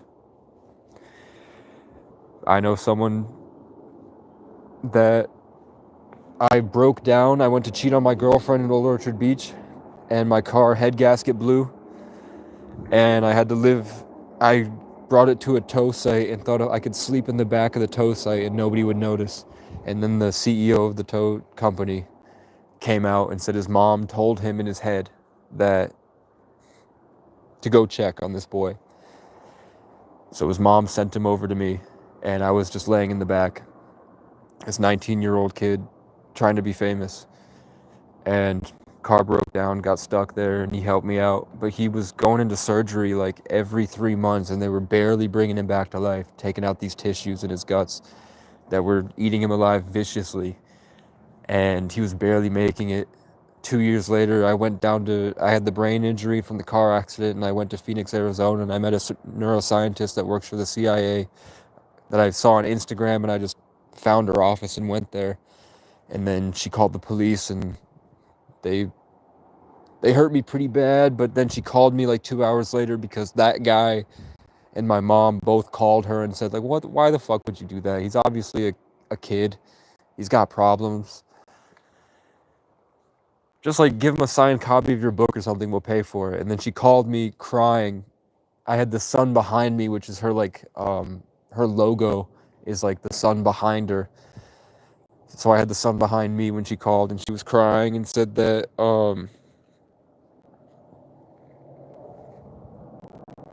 her ego had gotten so big because she wrote a book and she thought I was a fan, but God sent me to her, and then she taught me how to heal cancer and a brain injury. And then I went back to this guy at the tow company, and I just told him, stop eating, put only chicken and eggs in your diet for 6 months, no sugar at all, take multivitamins and omega-3s, and then every morning wake up early before the sun rises, and then go sit out by the ocean, because he lives on Old Orchard Beach. Go sit by the ocean and just watch the sunrise to get all the different colors of the electromagnetic spectrum hitting your body. Then go through your day without looking at your phone. Focus on what you want to do. Connect to people. Be present. And then go to sleep early. And then, I swear to God, where they were ripping out his guts and he was barely making it, they gave him 3 weeks to live every 3 weeks. He's just barely pushing through. At the end of it, just like 6 months of going out there, he's never been back to the hospital. He's fine. Swear to God. I swear to God. I swear to God. The zombie cicada's here. There's a zombie cicada. There's a zombie cicada here. Yep. Where is he? What in the simulation? What in tarnation? What in damnation? What in exclamation? What in the Emancipation Proclamation? What in evisceration? What in tarnizzle? Yeah, he's fine. Completely healed. He definitely still has like mental health problems. But in terms of his dying cancer, it's healed itself. And I've tell people, so that's like, that would be the equivalent of the way, the truth, the life. That would be like my Jesus, my Sermon on the Mount. That would be like the codes needed to save somebody's life from cancer. And I tell people that have cancer and they get violent. I tell people that have cancer that, I'm like, hey, I don't want to intrude on your life, but I know a guy that was dying so severely, he had 3 weeks to live every 3 weeks, and now he's completely fine off something very simple. And I tell them, and they get violent, like angry. And then white America has 3 options, really. It's like, fight you outright, wait for a moment to strike and try to ruin your progress because they're jealous, or try to stain your reputation. So it's like, if I carry this high vibrational knowledge in these small towns. I notice it's either I get in a fight immediately, they band together and try to stop me by like stealing from me or stealing my car parts or slashing my tires or doing that, or banding together and trying to like slander my name publicly. And all I do is barely talk, and I'm just a good person trying to have a good time, keep good energy, and just enjoy my life. But there's like a level that I get to because of my lack of responsibilities that's triggering this network.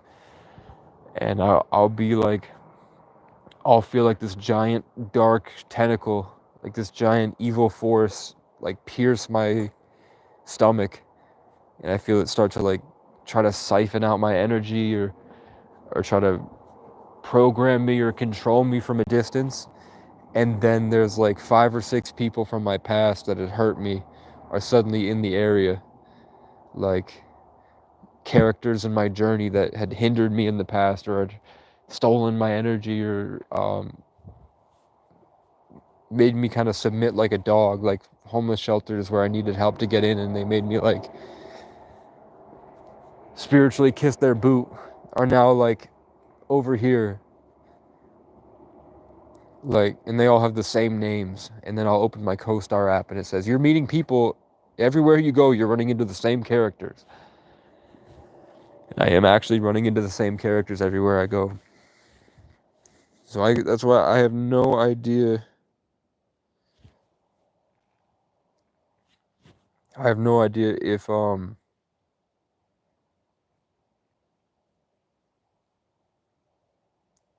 it's my big question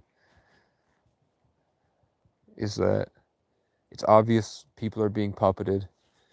People that I think are puppeted drop songs that say puppet within a week. People that I want to be famous become famous. Like if I watch a YouTuber and I want him to blow up, most times he gets recognition within weeks. And that's the Freemasons say that's the job of the 33 life path, is that we evolve souls. Something about my presence, something about me makes everyone else better. And I wrote before I knew any of this, I wrote a song called God Shit, I think, because it's a remix of my foster brother's Boss Shit. And it's, I make everything around me better. Y'all can't keep your head together. We are not the same species, baby. It gets that deep. All my brothers fast until we feast. If I were you, then I would stay asleep. Start running, go and get your money up and leave, because we stay up chugging uppers just to feel an itty bitty sense of peace. My 2 cents is worth $1 million at least. When you the Don, there ain't nothing out your reach. Everybody shut the fuck up. When I'm talking, I tried to move a mountain with you. You just want to talk so you get left out in the dirt with all the garbage. I meticulously crafted an image and people bought it. I got soldiers waiting for the signal here to Colorado. My father spent about 10 years down in Oahu. I don't remember the rest.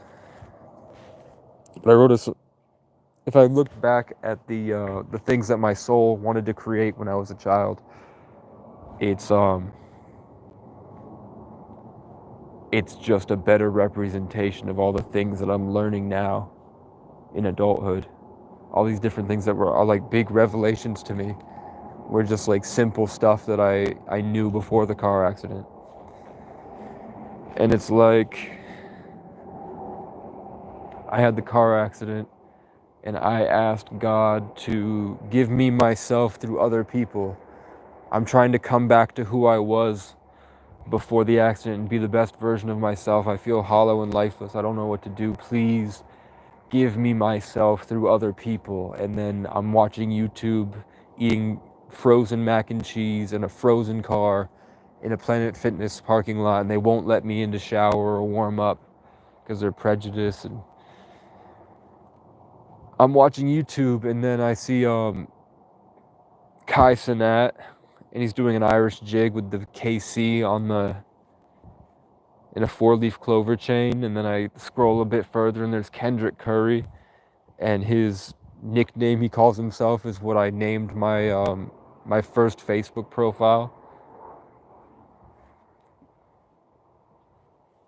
and then I watch Casey Rocket, and he's telling the jokes in the exact same style that I made up when I was in a government program when I was 14, like the same character that I was when I was 14, and just making jokes all day because I was scared.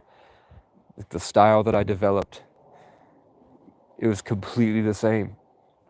And then when I'm making music where I'm just yelling and that's my style with like the fire, and it feels different and unique. And then Queso, which is, they called me Queso in high school. Queso overtakes Kai Cenat, KC3, and I'm KC33. So it's like I was stuck with a brain injury and coping with my trauma by staring at the screen all day, locked in YouTube, asking God to give me myself through other people. And then suddenly all these different Caseys take the stage and are famous and flooding the homepage, and the entire world is getting to meet the energy that I created as a child that was ripped out of me through traumatic experiences and joining the music industry. Suddenly all these people in the industry named Casey are being representations of different aspects of the character that I was begging and fighting and screaming for that I lost. It's like whether or not it was taken and spread out, or that the fact that Casey means a tree, so we might all be roots of the same, or branches of the same tree, the acacia tree, the everlasting love, the most powerful name in Freemasonry. That I remember my first memory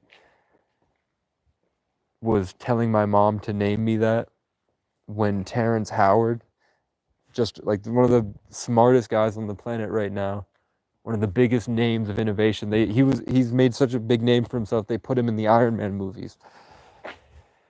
It's like they put Elon Musk, so he's like up there, and he's designing like different. He's like rewriting gravity, and he's like identifying the flaws in all the different old systems based off of a palace that he goes to in his dreams that teaches him things, where he teaches himself things from the future.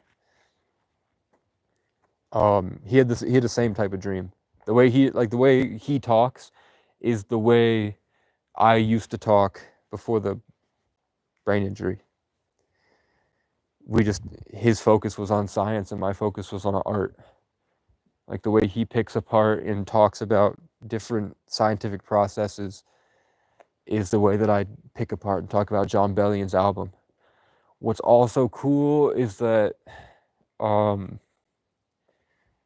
Foster Brother's name was John Mike McManus, which McManus is descended from Brian Boru. It's his grandson, and I had to take care of this guy who went through everything I went through, like when I had the brain injury and psychedelics and feeling like you're under demonic attack and being a creative force, a like local celebrity. Me and him were both like we weren't popular at all, but we stood out. Like everyone talked about us. We were ostracized, but everyone always talked about us. Like everywhere I went, people were talking about how much they hate Casey and what's Casey doing, and he's over here wearing this hat. What the fuck? He's talking to this girl. And then everywhere I went, people were like, Johnny Mike just dropped this song. What the fuck? Like they hate us, but they can't escape us, and we don't even care. We're just trying to do our day to day. And we're both Sagittarius. And when we met each other, we were both wearing Ireland shirts, the exact same Ireland shirt that we got from the same people, this African foster family that I went to that also knew him. And he dropped a song talking about driving around in a Lexus and how much he loved it when my dad was driving around town in his Lexus before it was stolen. And Johnny Mike's never driven a Lexus. Eventually I left, and then he got into crack. Something happened to him and he broke, and he started smoking crack with a bunch of junkies down the street. Fuck him. But that's happening, and then a guy named Gary Gay III, who was like in my girl's DMs at the time for years, being her diary whenever I didn't want to talk to her because I had a brain injury and I was busy, and it was just a bad relationship. She would talk to him. They never hooked up because we still had sex. Like it wasn't lacking there. She didn't have to run away to somebody, but I wouldn't listen to her talk. So she would talk to him. I'd read their messages all the time. She's like complaining about her day, and he's like the typical simp. So I let it happen, and then eventually when I decided, my brain was well enough, I went to go pursue my dreams. I felt him come into my mind and say he wanted to heal her traumas. And I was like, you're a little dick sissy, but I'll allow it. And then I told her about it, and then I left, and then now I think they have a kid together.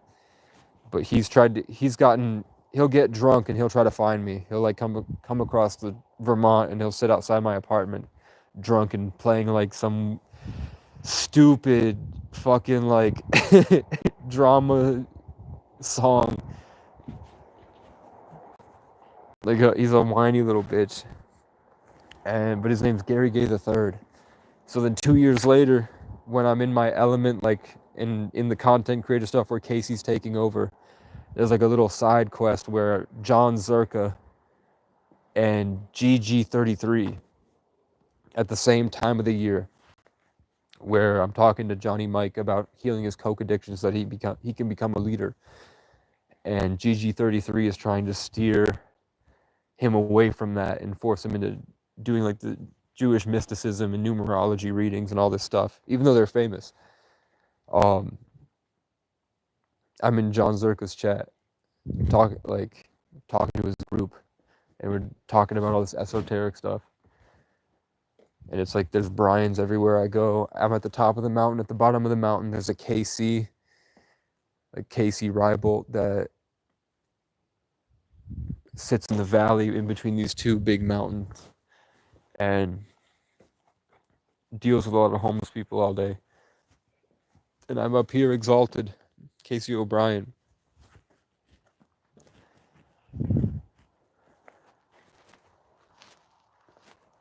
I don't know, hopefully I could get a motorcycle or a car. Try to do stock trading. I just want to finish my songs. I want to finish my songs, and I'm just slowly getting better. I think I did 60 to 80 push-ups today, which I've been really depressed and sick for a while. And I raked a bunch of new stuff. I'm gonna make a little video doing a property tour. I don't know if anybody's ever gonna show up. It says that whole place is 10.5 acres, and nobody's on it. I've never seen or heard somebody else. There's no driveway leading up to that cabin. There's property line signs around the property. So I don't think anybody's ever gonna be there. So I don't mind turning it into something amazing. That's right.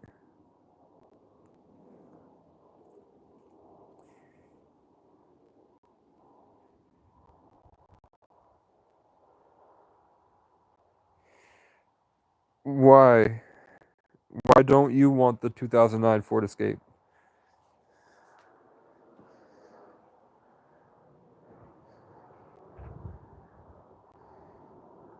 No, this happened. That was Mount Mansfield. I am. I'm in Randolph, which is like an hour south. But that happened with the Wendigo and Cernunnos and the Irish gods, which I have tons of stories.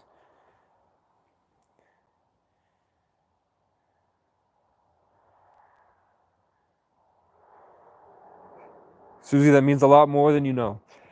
Thank you a lot. And Jacob Martin, your Graham's Cabin would be amazing. I don't want to take, like, the last car I took was from somebody that gave it to me for free, and then the guy really needed it afterwards, and I felt really torn about taking it. If you have a free car, like if you have a working free car, I would use it to go get a job and then pay you for it. The whole issue is that I've been stuck here, and the people wouldn't hire me because I was the guy that killed someone in self-defense. So I had to experience the small town prejudice. Our world is in crisisness because of the absence of consciousness. Our world is slowly realizing the importance of the present moment. You're right, and how to make conscious decisions. And people are learning that when you make important conscious decisions, the big revelation is that our environment is responding to those decisions. And people are understanding the intricate weaving of the system that we're a part of. People are realizing that the trees go down into the ground and they go over to these trees like hairs in your head. and that they take in the sun, and the birds come here, and then when the birds sing in the morning, there's a tune that they all carry, and they pick a new song every morning, and they sing different songs, and depending on the weather and the flowers, and the birds check on me. Okay, this is crazy. Okay, this is like fifth like having deja vu 5 times at once,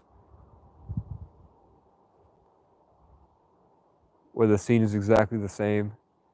It's a full moon.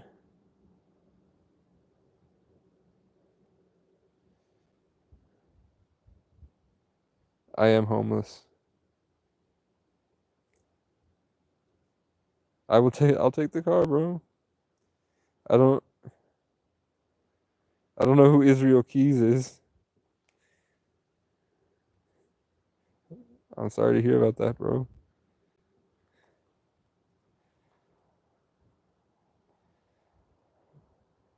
September 9th. That's 2 9s. Your birthday and death day are also important in numerology. I honestly believe that when it happens, it's just because it's their time to go. I think that they're in the audience. Or even, like, I used to think it was an audience and they're appreciating this show, but I'm starting to think that maybe they become a part of the show. Like, I'm starting to think that my ancestors are speaking through people at me all the time, and that it's an interactive adventure. Like, I'm starting to think that, like, the emotions that I feel are the creations of all of our ancestors watching over us. Like, when I get a vibe suddenly and I have a personality after being disassociated and gone for so long, I don't know where your Grams is.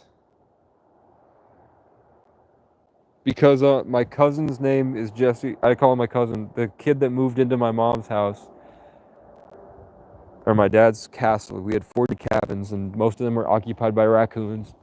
And my dad had a 4-story barn, and we had a triplex that my grandmother bought him with all of her savings before she died.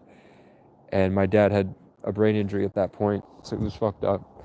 But we had this triplex, and then a family that moved in was a family whose name descended from the ancient African culture, that this rich secret house that taught Ireland, or taught the Celts, everything that they knew. They basically built Celtic culture from the savages that were already there. They taught them civilized culture and helped them before Rome came and Jesus was born. This was like 1,000 years before Jesus. And that's why the Irish people have freckles, is because of the Moore family. So we had a Moore family, we had O'Brien's, which is the biggest name in Ireland, and then we had a family from Czechoslovakia whose daughter was an Aries named Ariana from the Aryan nation. And then they had Jesse Clodius, who's a Leo named after Jesus. And then Claudius was a Roman emperor. Didn't do anything amazingly special, but he was a he loved the arts. His whole focus as an emperor was about creative inspiration. My cousin Jesse sits in the center of a giant housing complex with like 15 different buildings, and he sits there in the second floor in the third level, at the top level in the center, and he sits there in section 8 with no money and barely any Wi-Fi, and he sits there with a drawing pad, and for like 6 years he just thinks in his head about different stories that he wants to make one day when he's 40 and he finally has a computer. And then in my year of the cat, when like my zodiac year, when you're supposed to have the most power and influence, it's like your success year, I went down there and I saved him, and I brought him to his aunt's house, and I got him a job at the Dollar Tree, and now he has money and he's doing well. But if you took a picture of the statue of Claudius and you put it right next to my cousin Jesse, Jesus Claudius, they're completely identical, except no, the only thing that isn't identical are the pieces that have chipped off. I can see it right now. They look completely identical. And if you took the statue of Brian Boru, where we get O'Brien from, and put it next to my father, they would be completely identical. Like, uncanny, like it's the same person in that moment. They look completely identical to the people that they're named after. It is also cool that Casey, Jesse, and Ariana grew up together, and they're all three of the fire signs.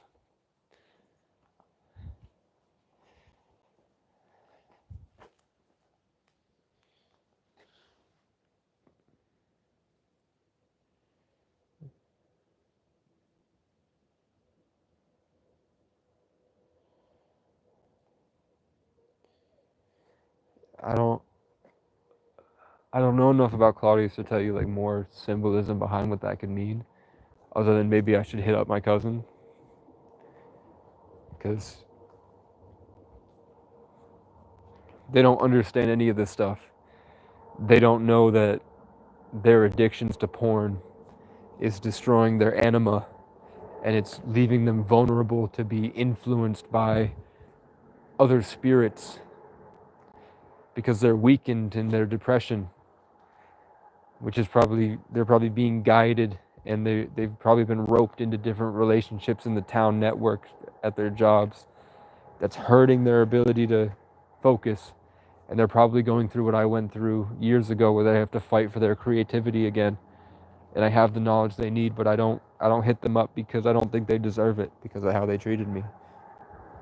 They took me for granted and treated me like shit, and they only show up at the same time when I'm having that spiritual breakthrough moment where I'm ascending and I'm winning.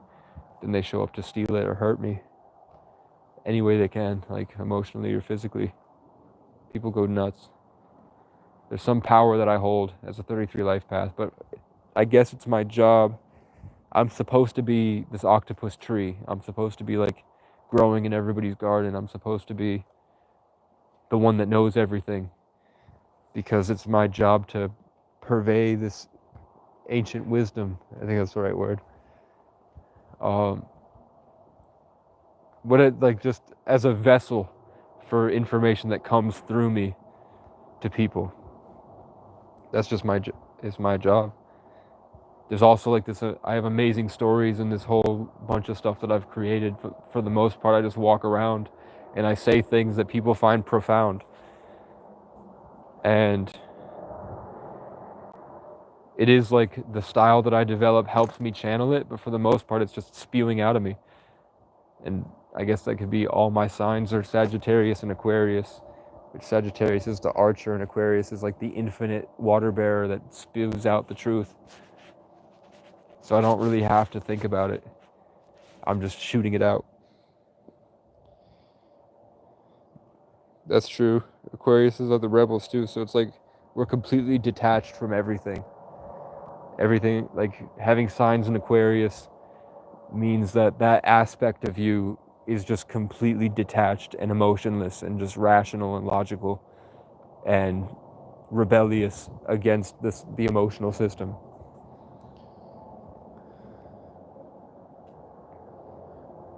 True, the Terence McKenna quote.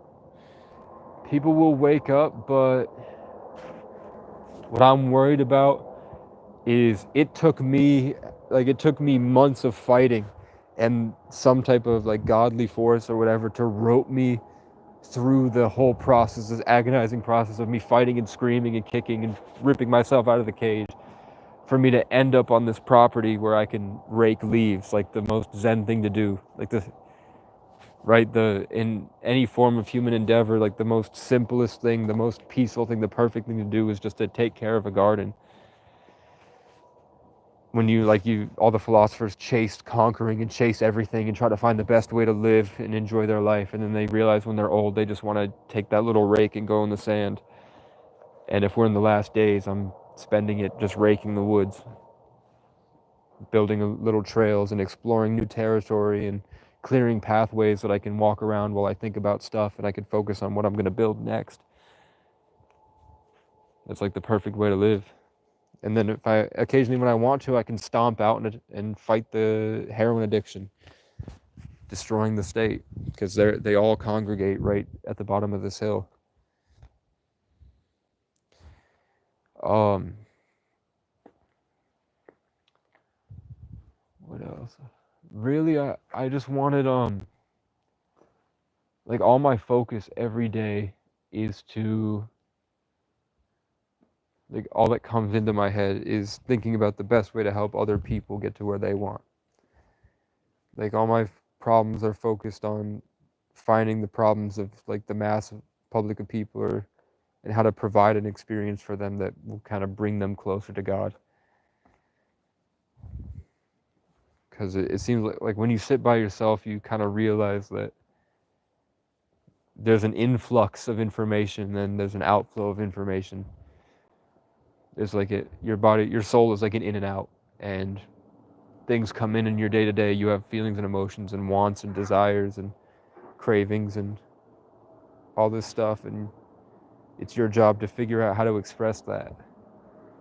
I think the life path numbers kind of define the information that comes through and the direction that you're supposed to go. And I also think that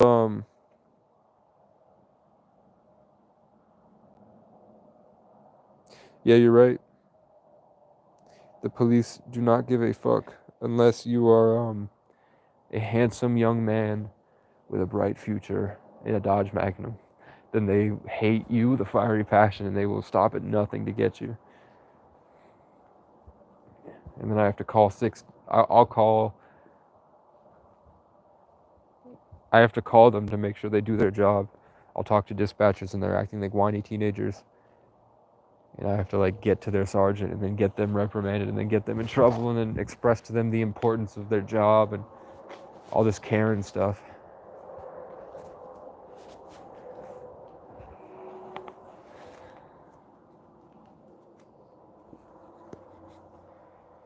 But if you seriously have a car and a cabin, I might like that could be a place to finish my album in studio. And the car could get me to save my family, bro, and I could make content. And I could either get a job and pay you then, or I'm making a big GoFundMe right now. Like I'm writing down a big GoFundMe about how I want to spend the rest of my time helping my family, and I was going to outline all the horrible stories that my family has endured and how their mental illness has taken so much of them that they're barely functioning. And how I feel responsible for giving them their dying wish. So I was going to make a whole nice video and hire an editor. I'm still going to do it. And put it in all the different big, like, Galactic Federation army of light workers and the anonymously asking for help. And all the different Facebook pages. I was just going to say, like, this is what I want. It's not for me. I'm not a crackhead begging to get their needs met. I'm a hard worker that suffered a lot of bad, unfortunate things and is just trying to make the most of his time while we have it.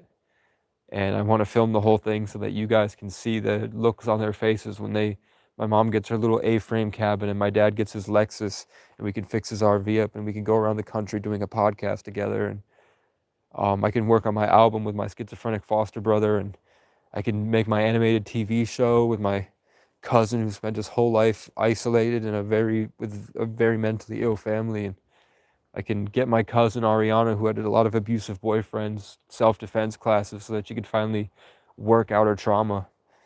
And I can eventually get my own plot of land. And all I want is as many children as possible, because I grew up completely alone. So all I want is a big family and a bunch of friends.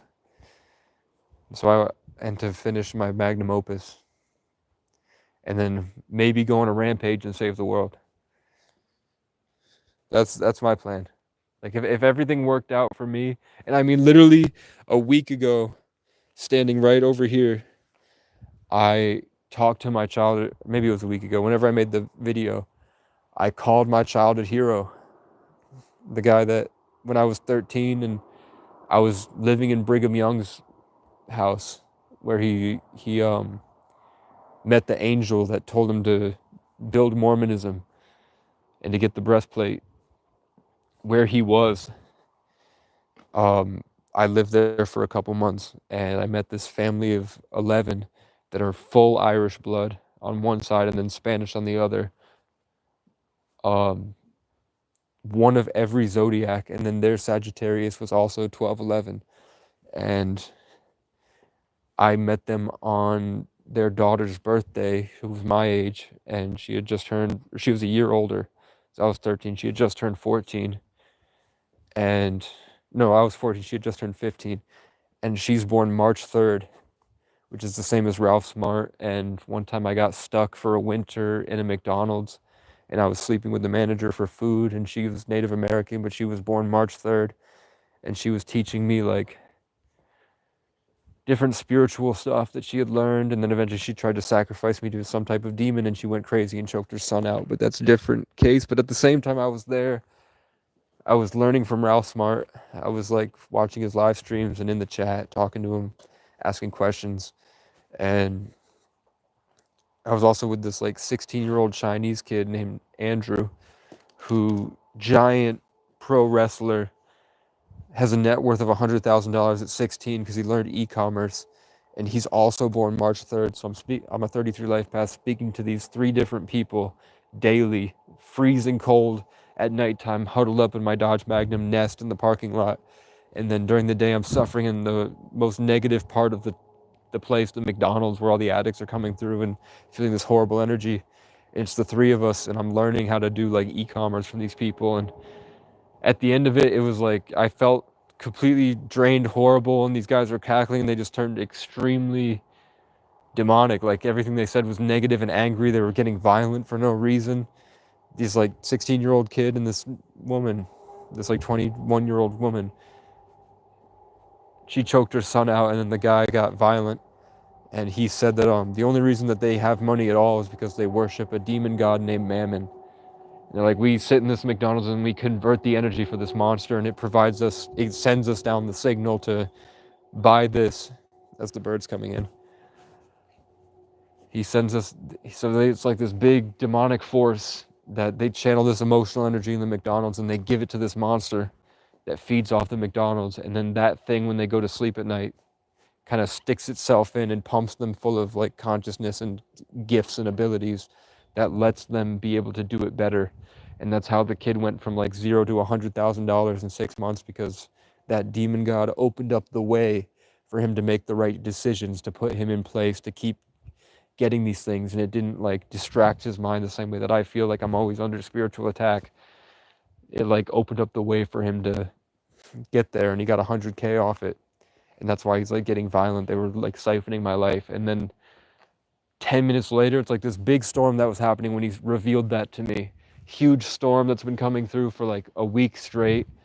Vermont only got like 3 storms that winter, and they were both like really long ones that lasted a long time, which is why we were so depressed, because there was no sun. And in the eye of the storm, it was just the 3 of us. It was the manager, it was Andrew, and it was me.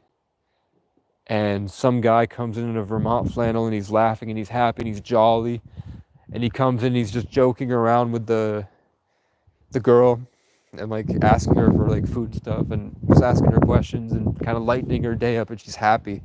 Even though I can see like the disgusting, now that I know like what they were inside, they like revealed to me that they really believe that they're demonic creatures that sacrifice things, sacrifice energy to entities.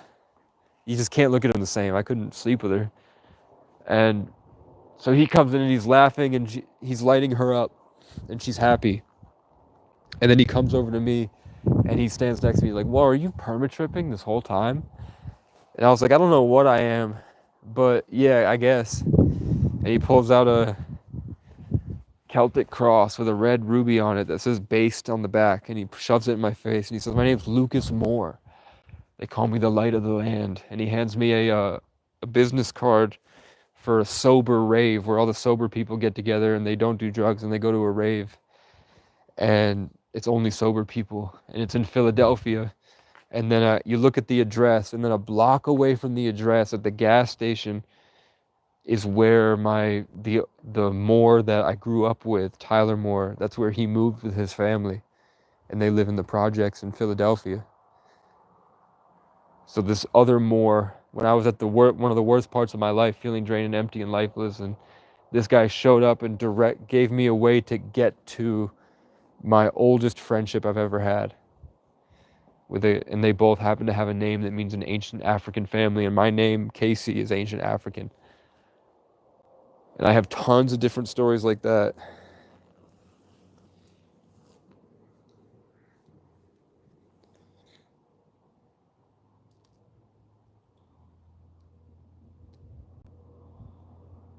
Okay, hold up. Okay, Susie's gone. I'm gonna stay at my Gram's cabin this summer and try and have a powwow and make a safe place for the summer and try to make sure things are okay up there. Space worm parasites. Yeah. Yeah. Israel keys a serial killer. They messed up in front of their David Downing. I don't know David Downing.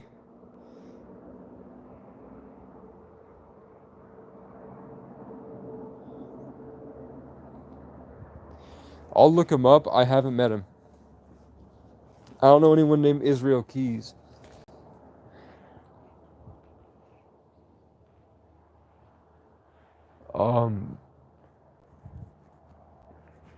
But are you serious? You have an extra car? I don't want to pressure you for it.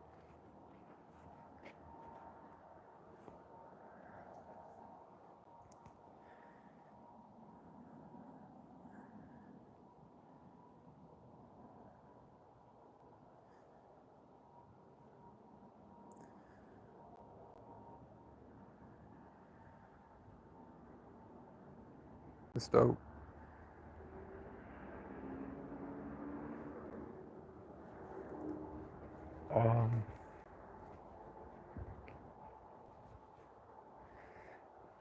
That's a huge weight off my shoulders, man. Like you're saving my life, 100%. Like I saw no alternatives to a way out. Other than hiding in my shack and making it better every day.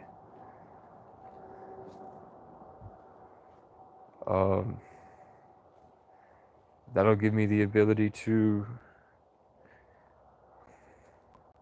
be mobile, because I have this place and I was trying to get around these mountains because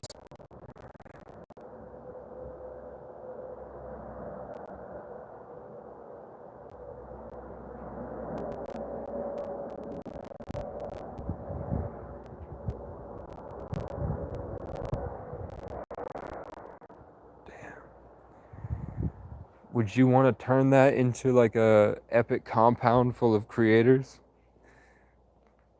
and build fortifications and get us out in case the world ends? Or is it like your Gram wants to be at peace? Because that's the plan. Yeah, I have Facebook.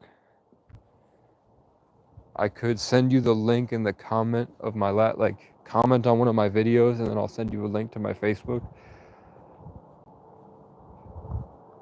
Or my phone number is, I have that too.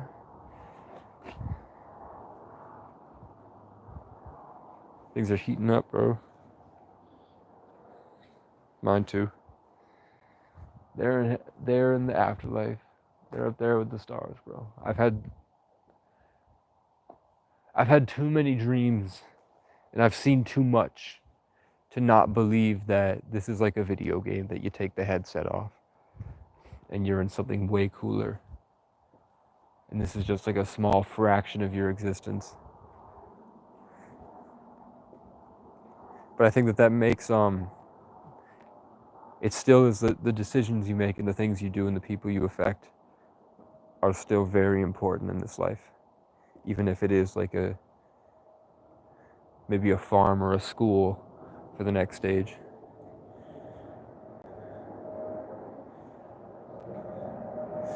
Yeah, you gotta get out of New York, bro. Albany I don't see Albany getting better for a while, and Vermont's nice. It's just, if shit ever hit the fan, I don't know if you came up here for the solar eclipse, but we're not ready to handle that. Like, I'm kind of hoping the Canadian wildfires were to help make land for when people evacuate the cities. Like, I think something's going to happen where people...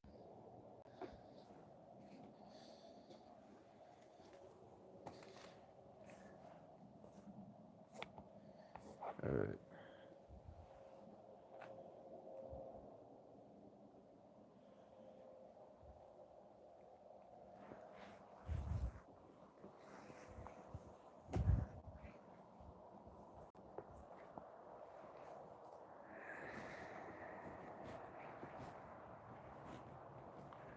Little black submarine operator. Yeah, dude, I think yesterday I went to the dollar store and there was an autistic kid, and he was telling me about that he kept having this thought, like he kept having this reoccurring thought about something that he couldn't get out of his head. And I told him that in church, that's called something's on your spirit, and that's when God or the angels put a mission on you. It's something important that you have to think about because it's necessary for your growth. And when you get those things, you should really think about why it's coming in and what that means and the consequences of that decision. And he said that it was on his spirit to tell me that the only reason that America won D-Day was because the captain of the USS Wyoming had mental health problems.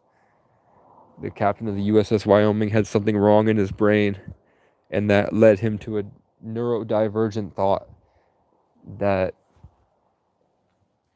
the angle of the ship's cannons would be better if he sank half the ship and sent his crew out on the dinghies behind it. So he flooded the ship and probably killed a couple of his crew so that the angle of the cannons would fire at the perfect place at the right moment when a ship would come out, and that made the way for them to get up. So his thought that he felt like God had to share with me is that the only reason that the war was won was because the commander was crazy. And people were spamming me Crazy Casey on my messenger because I was posting crazy stuff all day. I was out of it.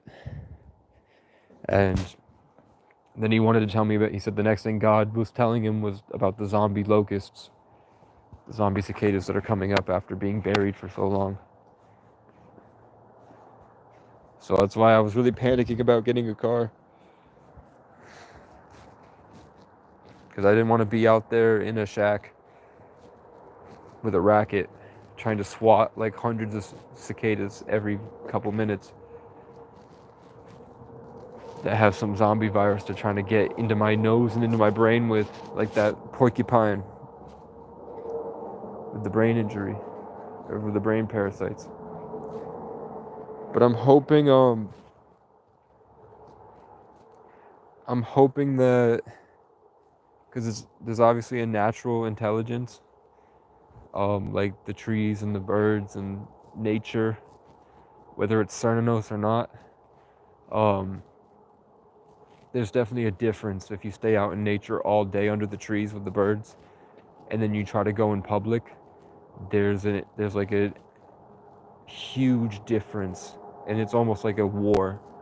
Like you feel like it's an opposing side, and they kind of feel it too. So I'm thinking maybe these zombie cicadas are really just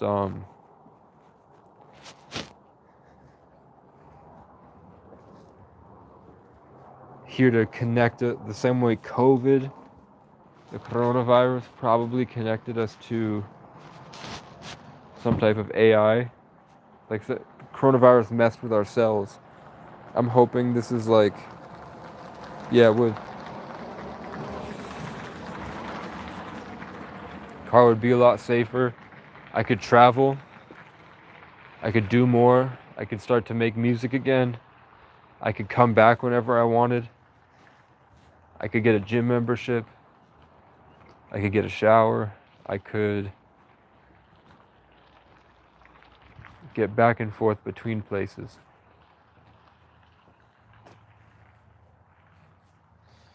Because I wanted to travel around Vermont this year. Like I wanted to find the balance between being out in the woods and being in public. And I was going to get a job, but every time I tried, it was like something would happen that would steer me away. And now I'm here. So I wouldn't take it too serious, but I would like try to restructure your life for getting better, like physically and mentally, and like take it serious, because I think it's like, I don't, have you seen the SpongeBob movie?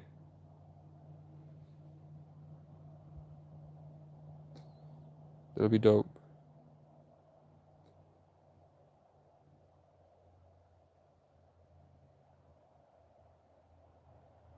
Yeah, like the chum bucket hats where they all get possessed, and then they need music in order to free themselves. They need the right music note to break the chum bucket hat so that they can stop being possessed by an AI. So I'm hoping the zombie cicadas are like, worst case scenario, maybe it's like a disease that is going to help our body against AI. Like a big thing that's been heavy on my spirit for a while is that as technology advances, wars are going to be with frequency, like against like frying our brains remotely, and biological, like raining down chemicals from the sky and spreading like Wuhan virus pathogens to try to eliminate the opposition. Yeah, I'm a certified audio engineer. I have a brain injury now, which has messed it up a lot, like hearing in my ears. But before, it was like I was so in tune. I would sit at like that EQ for hours and see how the different stimulus of the frequency would affect my brain, and how that emotion would affect the emotions in other people. So I was able to like create emotion really well. And that was before like spirituality had taken such a big boom, and before COVID. Now like that skill is really translated over to emotional communication. Like so much stuff a lot of stuff has happened. Most of the world believes in energy now. Most of the world believes in like communication and psionic networks, and that we're here to share it with each other. I just saw something weird.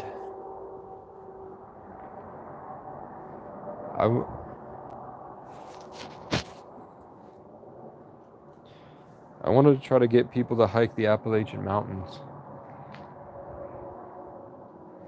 I'm trying to get people to hike the Appalachian Mountains. I'm trying to get people, really, I'm trying to get a network of people with land around the area so that we could cement it in case the rich people come and buy it. If it's not a pathogen or a nuke, or we elevate out of this reality into the next one, it would be rich people are going to buy everything, and then the poor people will not be able to buy anything, and then it'll be like a caste system with owners and slaves again. The rich people will just have everything, and we will own nothing and be happy eating our crickets. So I think Vermont is a really good example of what could be a completely self-sustainable, independent state. I think everybody could have did what? My fault. Appalachia.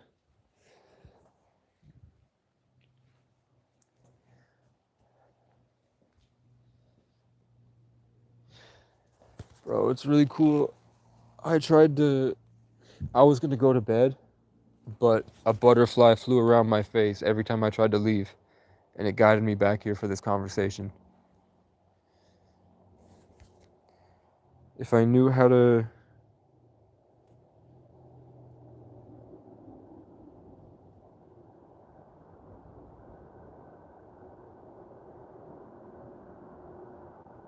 Thanks, man. Yeah, it's been flying by the camera all night.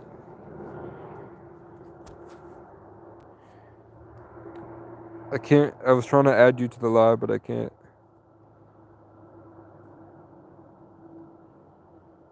Army is supposed to come back and clean it. It's still a hot spot. They stole it. What did they sell?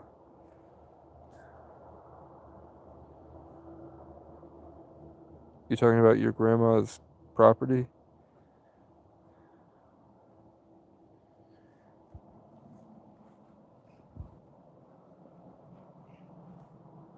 I like Sagittarius energy. I ain't even gon' cap, bruh. I be fucking with the Sagittarius energy, bro. It's emotionless and it has a ferocity to it. It's just drive. The land to Chinese company. Oh, like, you mean the lab in Wuhan?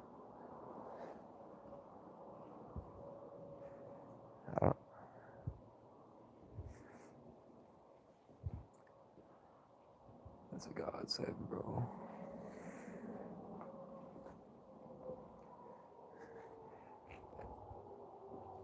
And I'm sure if you're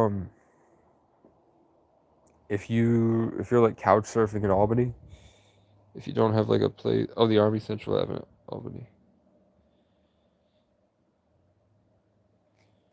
Capricorns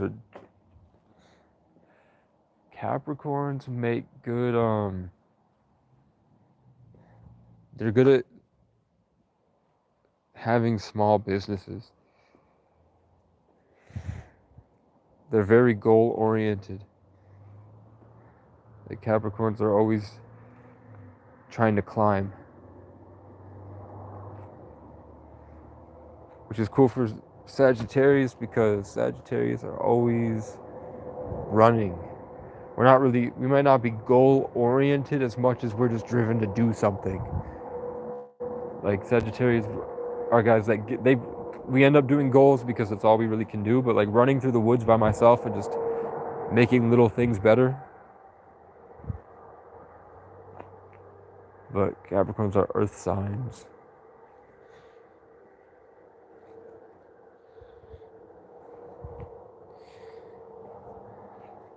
Yeah, my dad could never own a business. As much as I love my dad, he could never own a business. But I'll tell you what, my dad in his prime, like best version of my father, he deserves to be around a bunch of cats and kids and dogs. Like my dad, during COVID, he spent it completely alone on top of a mountain, same like me, except he was surrounded by dogs that would just, like, stray dogs would run up and get lost in the mountain and find themselves at my dad's house. And he was surrounded by hummingbirds, and like a pheasant, like a full pheasant, walked out of the woods one day, and just as my dad paces around like I'm pacing around right now, he would pace around my dad's feet and peck at him whenever he didn't give it attention. So we just had a pet pheasant and two dogs and tons of hummingbirds, and eagles would fly around him. It was like you stepped into his little grotto, his little garden, and it was just him and tons of wildlife, like rare wildlife, which is really cool. That's the version of my dad I want to keep in my memory forever. I'm trying to hit a bunch of my grandma's trees.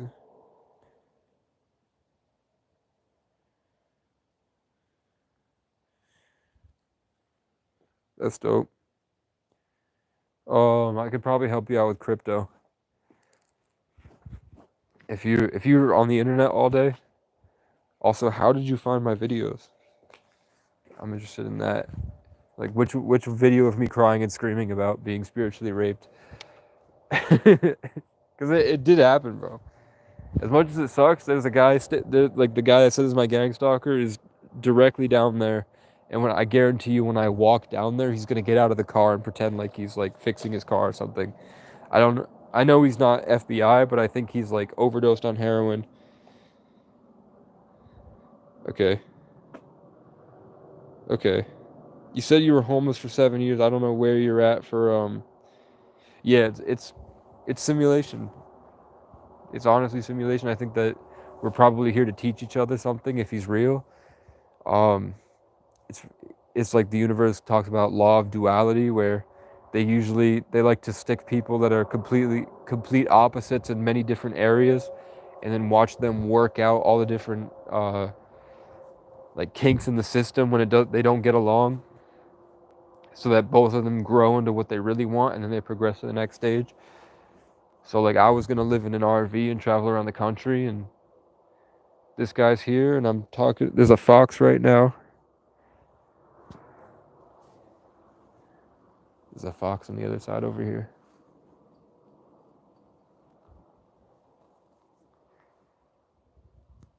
But yeah, he could be just an enemy or a challenge, or maybe I'm supposed to leave that energy behind, and or maybe it's just a big kind of fuck you from the universe to show me maybe I don't want to go fight all the crackheads. Maybe I'd rather go build a garden, and that might pay off better in the future.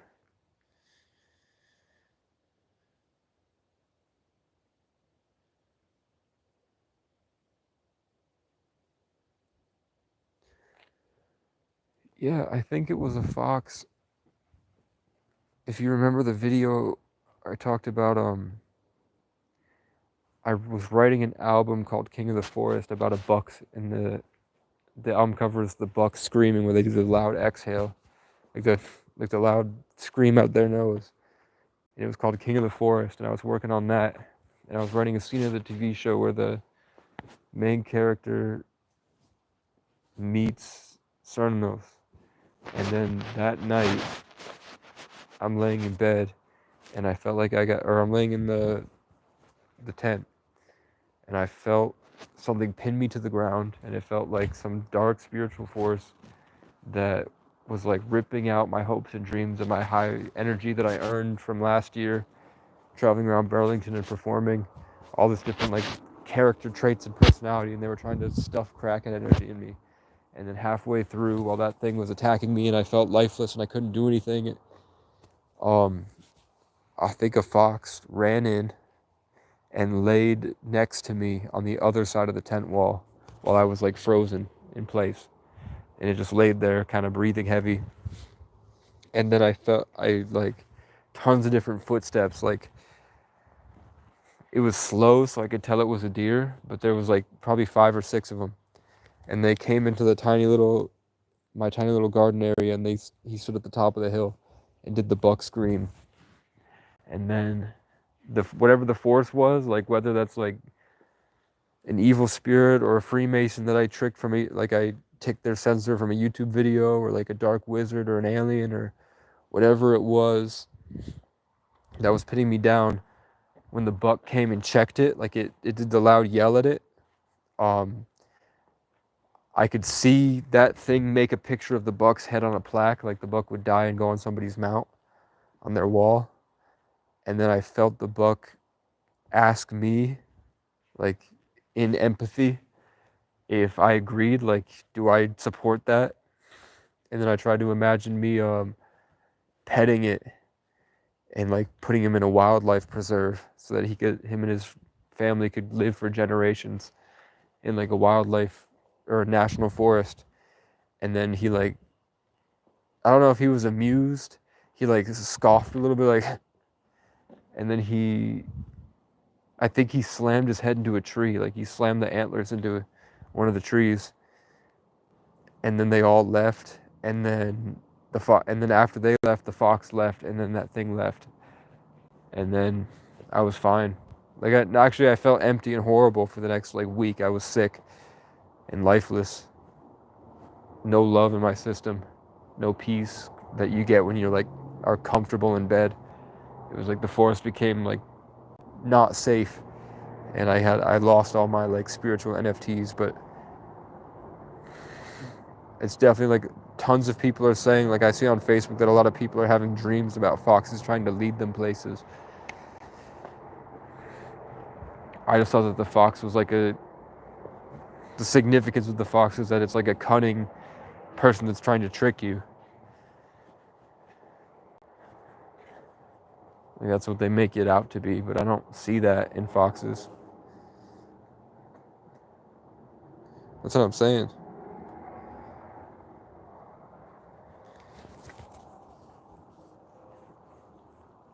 That's what I'm saying, man.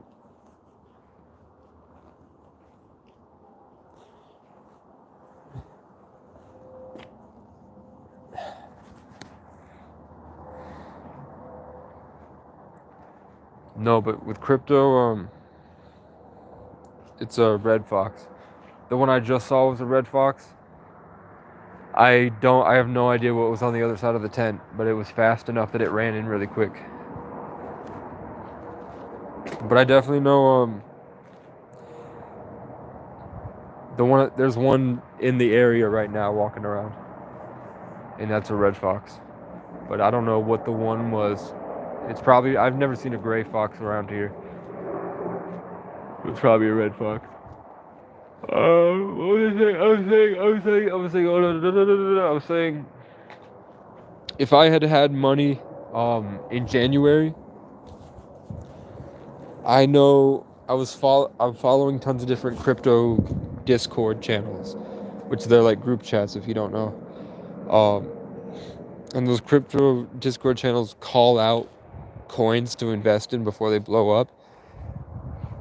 And the ones that I was certain about, like I knew that they were going to blow up, they blew up 10x. If I had, so I turned $3 into $30 in January. If I had never met that guy and gotten in the fight, and I had been able to get a job and get $1,000, I would be close to 100 grand right now. Because it was crypto season, it was Year of the Dragon, and the Year of the Dragon, which is also a karmic year, it adds up to 8. 2 plus 2 plus 4, 2024, it adds up to 8. So there's a huge emphasis on money. So and they said there's going to be another, it said crypto's going on for like 10 months. I invested in FAM. I did Family Token, and then as soon as I joined, it plummeted like minus 300%. Or no, whatever it is, yeah, minus 300.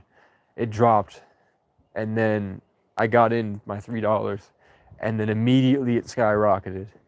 So whatever divine intervention happened there, I turned $3 to $30, so it kind of inspired me to keep going. And I knew about Bobo, I knew about Brett.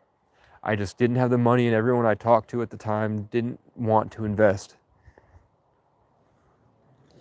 But I knew about Bobo and Brett, and I'm in the group chats that talk about these coins as they're blowing up, so I know, and I'm watching them. So if you wanted to get the invite to those group chats, so you could just see what they're talking about and kind of hop in with them, because they're wealthy, they just 10x their money. So I'm sure those guys are sitting on a lot of money right now.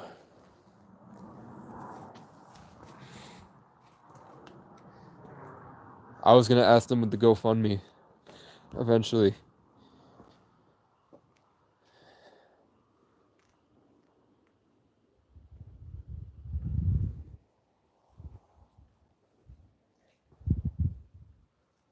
I'll definitely give you those invites. On Discord, and I'll call out the plays.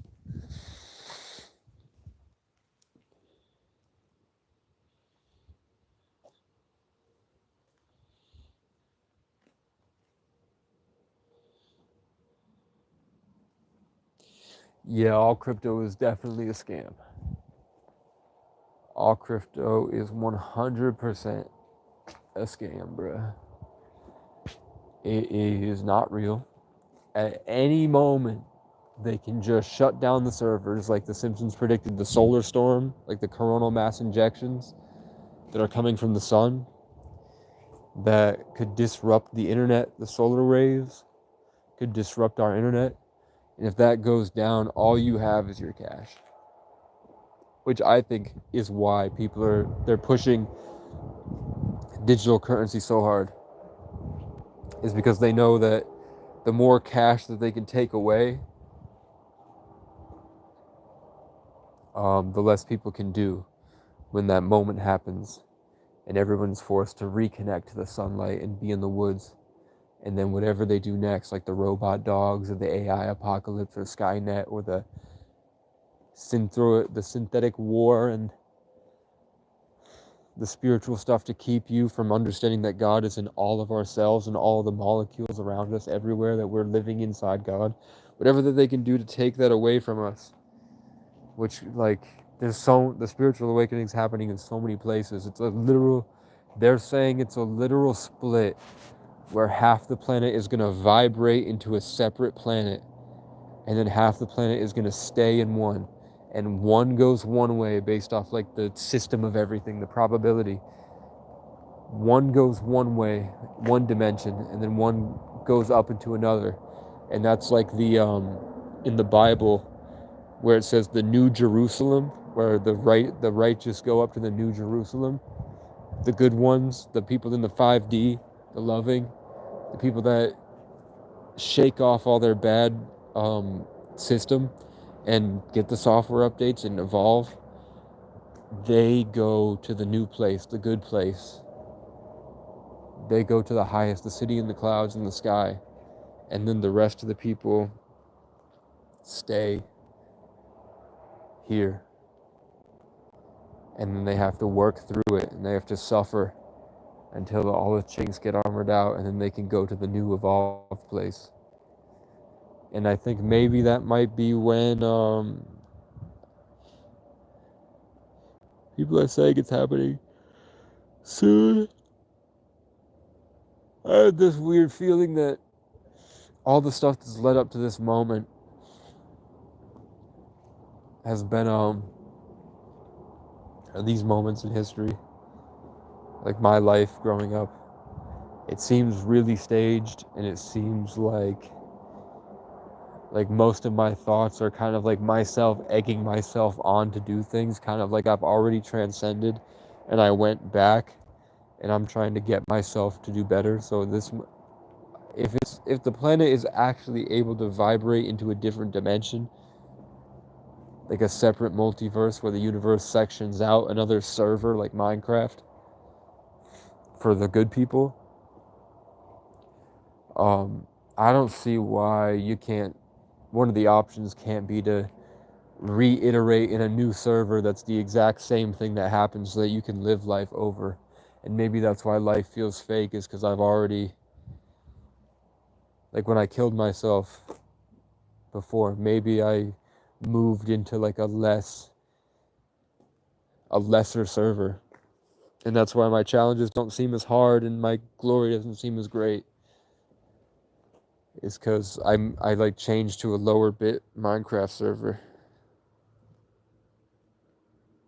Here in Vermont, yeah, I drink it every night, and it every day, the first time I had fresh spring water after years of not having it, I like it brought me to life, and I ran around the forest happy like a kid. Yeah, I connected to the forest and I found love again, and it was so like much better than the bottom being stuck in the matrix that I was at, that I ran around like almost crying. Just having the whatever stimulation you get from fresh water that probably has tons of fucking bacteria in it. Even though it's fresh water, it's still got like salamanders and fish and all this stuff in the stream. Lake Champlain is not good though. Lake Champlain, they're still spewing out their sewage. All the sewage from Burlington and surrounding areas goes right into Lake Champlain, and it just spins around like a toilet bowl. It's disgusting, and people are swimming in it. It's like burns your skin if you stay in there long enough, and they just don't care because they're trying to get money. Yeah, But here in Randolph and like Mount Mansfield area, it's quiet. There's not a lot of money though. You'd have to do it online. Like you'd have to get money online, and that's what I'm trying to do. I'm trying to start a GoFundMe and then invest in crypto. I'm trying to get buff and then get property and then get. I have a lot of plans. I've gotten a lot of good ideas, and then Susie Fairfield has told me that I'm here for geese. Are you saying geese like oh geese or geese like get geese?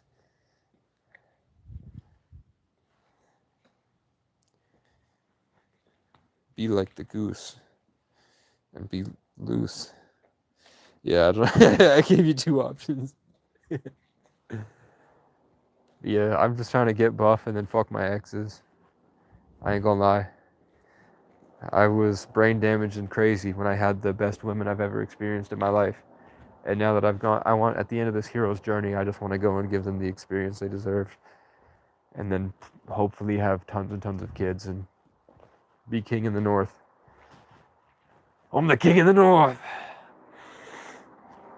And if I can make these self-righteous, judgmental, whiny pussies that have never been through anything in their life, if I can help their dreams come true, that would help me feel satisfied.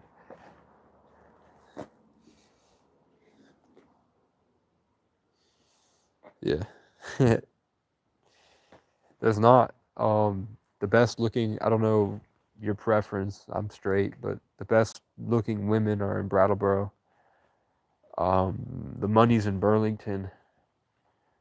In these small towns, there's really not anything, and the people that are around are usually, they're all in a clique. I'm trying to be this badass nomad cowboy, but it was hard because I wasn't taking care of my health. Now that I'm taking care of my health and I'm excited for the future, when I had the chance to like reset, um, things are looking a lot better for me. But the show might be over, you know? Yeah. I don't know if you're rich. I'm trying to think of what would be good for your life. If the world ends in like a couple months, what would you want to do? Um,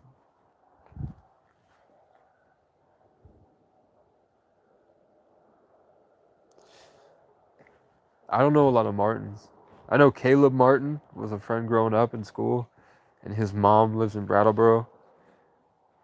I know Jacob Martin, the other Jacob Martin that's married to my ex-girlfriend.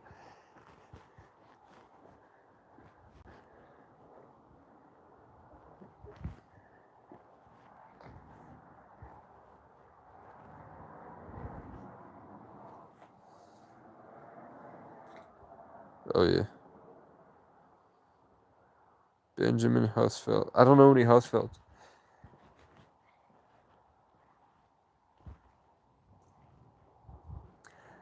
Are they like the hippie type of Vermonters? Are they the regular type of Vermonters? Or are they like the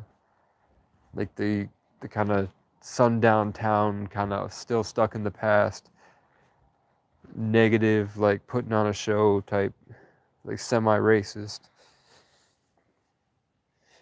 No, I don't know any Knights or Thompsons. Not personally. I know Susie Fairfield down in Florida. She goes on my lives.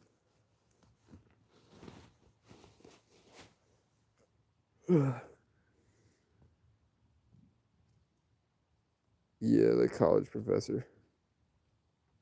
College professor, hillbilly race. Yeah, that's all we have. Hippies, college professors, dentists and doctors, and those types. The guys that like to hike and have a golden retriever, like the upper white class. And then we have the farmers and the iron workers and the stonemason. Not the stonemason. I mean, we have landscapers too, like small business owners. They're not like the hillbilly races, but then we have like the bottom of the barrel, the crabs in the bucket, the sludge puppets. And I'm mostly dealing with those guys, but I picked up a lot of their culture, man, and I adventured. I really did squeeze the most out of Randolph, I think. There's not really much else I could do here.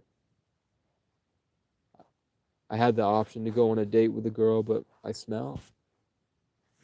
Couldn't really think of what to say because I was so focused on like being a bird. I was in the woods for so long. I came out and everybody was. It was looked to me the Matrix just looks like they're playing pretend. Like when I go into public, it seems like everybody's putting on a show for each other. And then I sing like a bird and everybody freezes up like NPCs in Skyrim. But yeah, I can see myself door dashing. If I had a car, yeah, I could DoorDash again. I could get studio time and I could really work on my songs because that's all I did. Every time I sit down, it's all I do. That's my purpose in life. That's my path. Is content creation and leading a charge to save the world while I sit by myself and do the most simple things. Because life is about the golden spiral. So while I'm doing the simplicity, I'm helping in the complex. And I'm also supposed to be in, like, I got a numerology reading and I get tarot card readings that this woman gets inspired. Are they immigrants?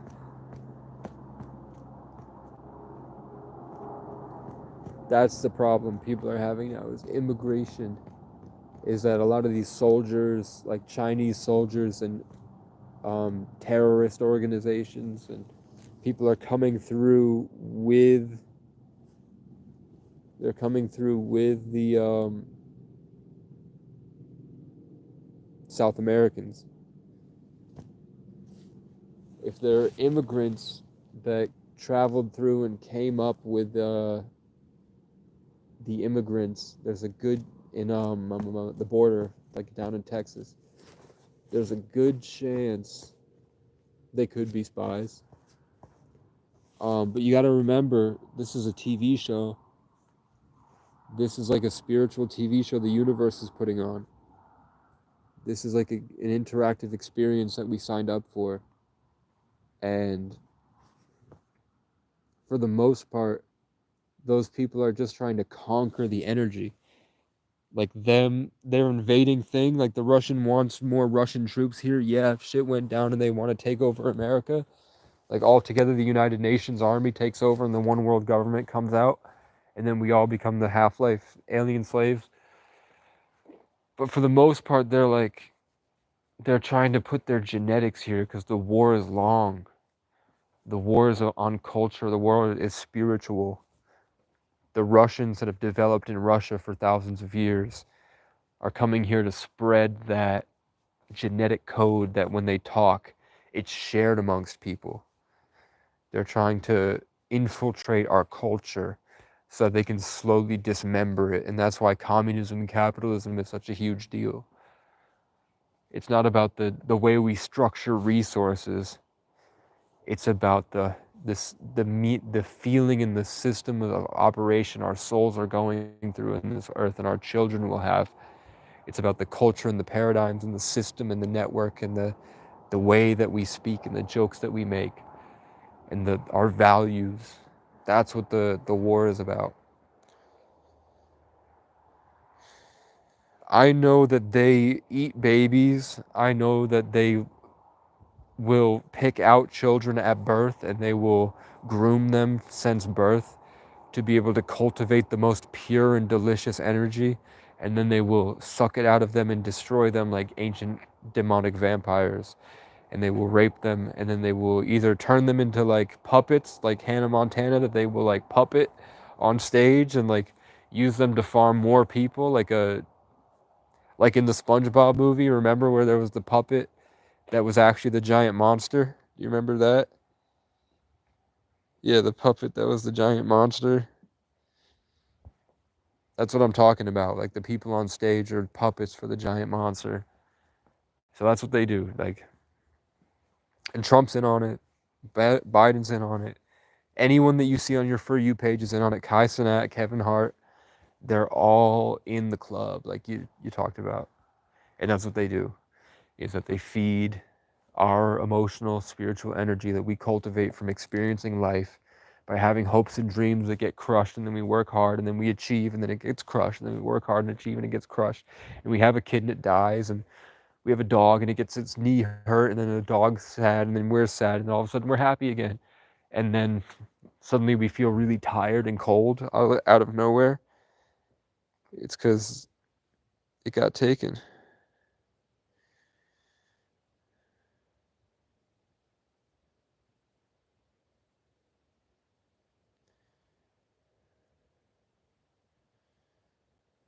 Yeah.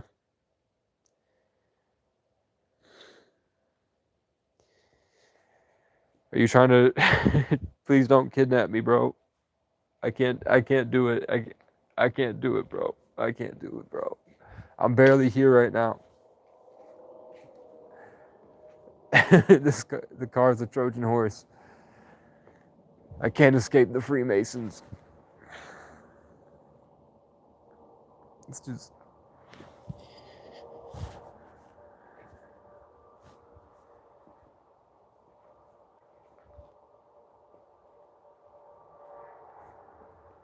it happens, dude. It happens, bro. I swear to God.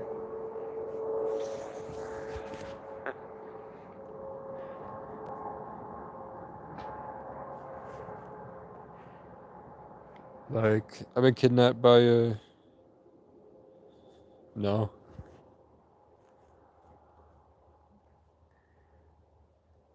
Not tonight, but honestly, like, not to be sound schizophrenic. I think that some days, I think that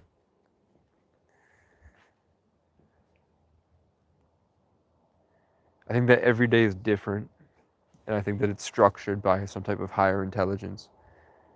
And I think that when I'm getting closer to a certain level of energy and like confidence,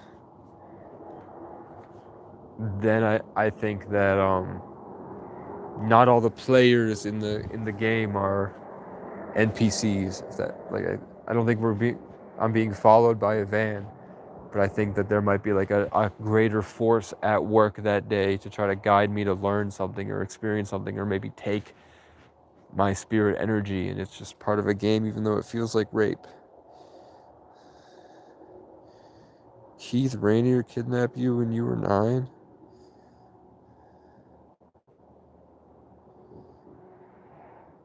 I don't know who those people are.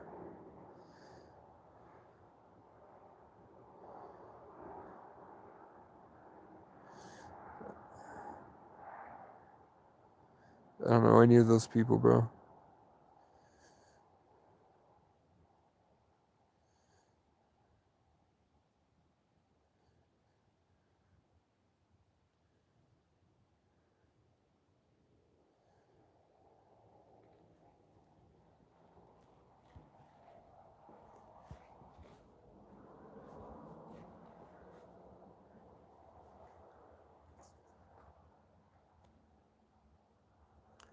The name is familiar, bro.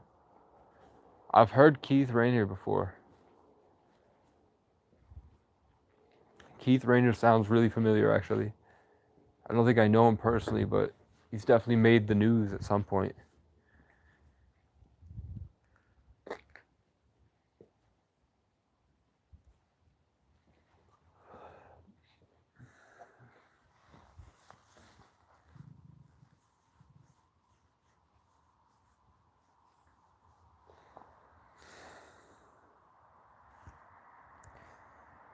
Um, how are you gonna get back? Like, if you drop the car off here, uh, I don't know where the cabin is either.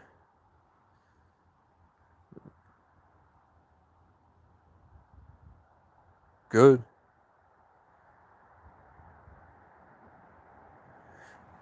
Dude, does he... Keith Rainier might be in Wilmington.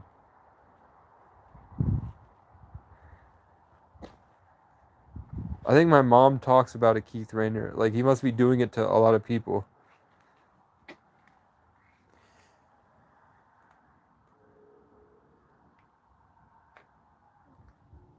Okay, got you. I'm gonna look him up. I think there's a kid named Marble Arvidson that went missing in Brattleboro in 2013, and I think that he was part of like he might have been bringing drugs over from Albany, or he might be living in Brattleboro right now. Oh, he's in jail.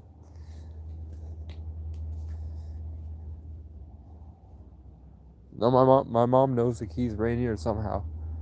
My mom's from White Plains, New York. Never really spent any time in Albany at all. But she knows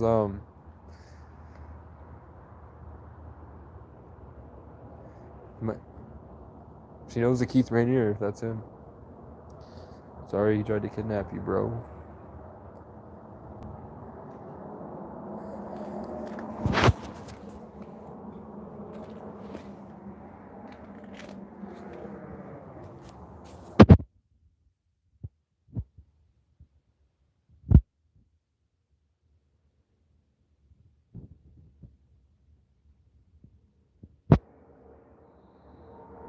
Yeah.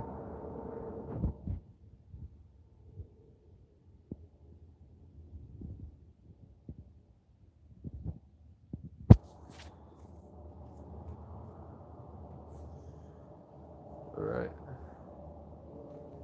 Probably stay up till sunrise. I'm not trying to go back. That shit with the full moon, bro. I guess if you want, we could talk about like I don't know what I know a lot of stuff about dating, like getting girls. I know a lot of stuff about spirituality, like simple tricks for your daily habits. I know a lot of stuff about diet, working out, fitness. I have a lot of stories. I guess that's the kind of value I offer. That's what I bring to the table right now. I'm sure it will get better. I hope. I hope I can take my shit back from this gang stalker and get back on the road now that I fucked my life up and all my relationships. What the fuck was that, bro?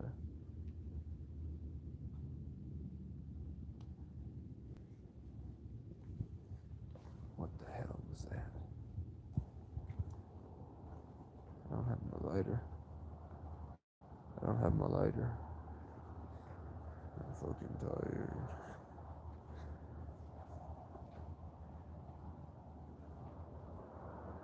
But yeah, I know now that I've learned to never post on Facebook until I'm buff and rich. I ruined my life by posting on Facebook.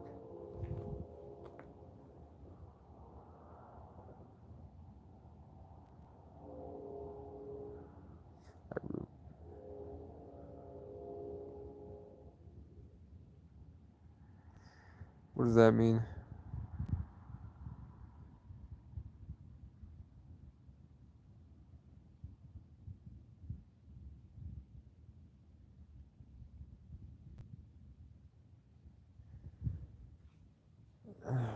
A train went by. Are you talking about the noise you heard?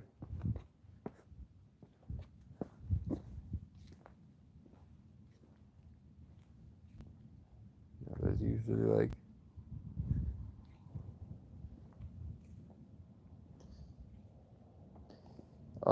no, sometimes sometimes I do have gang stalkers. Like I'm not gonna I definitely know the difference. Like I know when I'm overplaying things and I'm making things what they aren't. And I know what's a genuine force that's connected to like the matrix and that we're all connected to the network, and it's kind of using people that aren't able to fight back against it because they don't have like the health. Like they're just trapped in the system, and the system doesn't like chosen ones.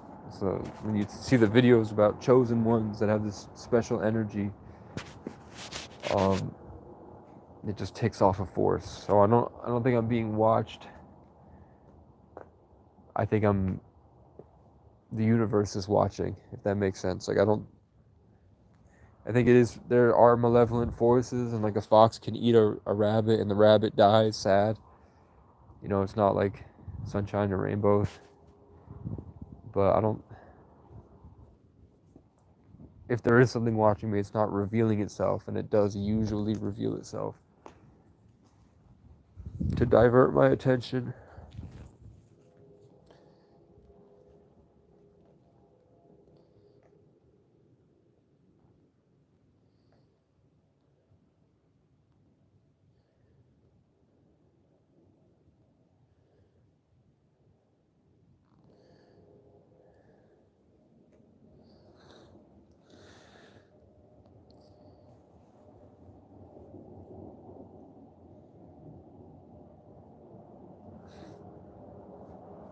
See, why would they do that though?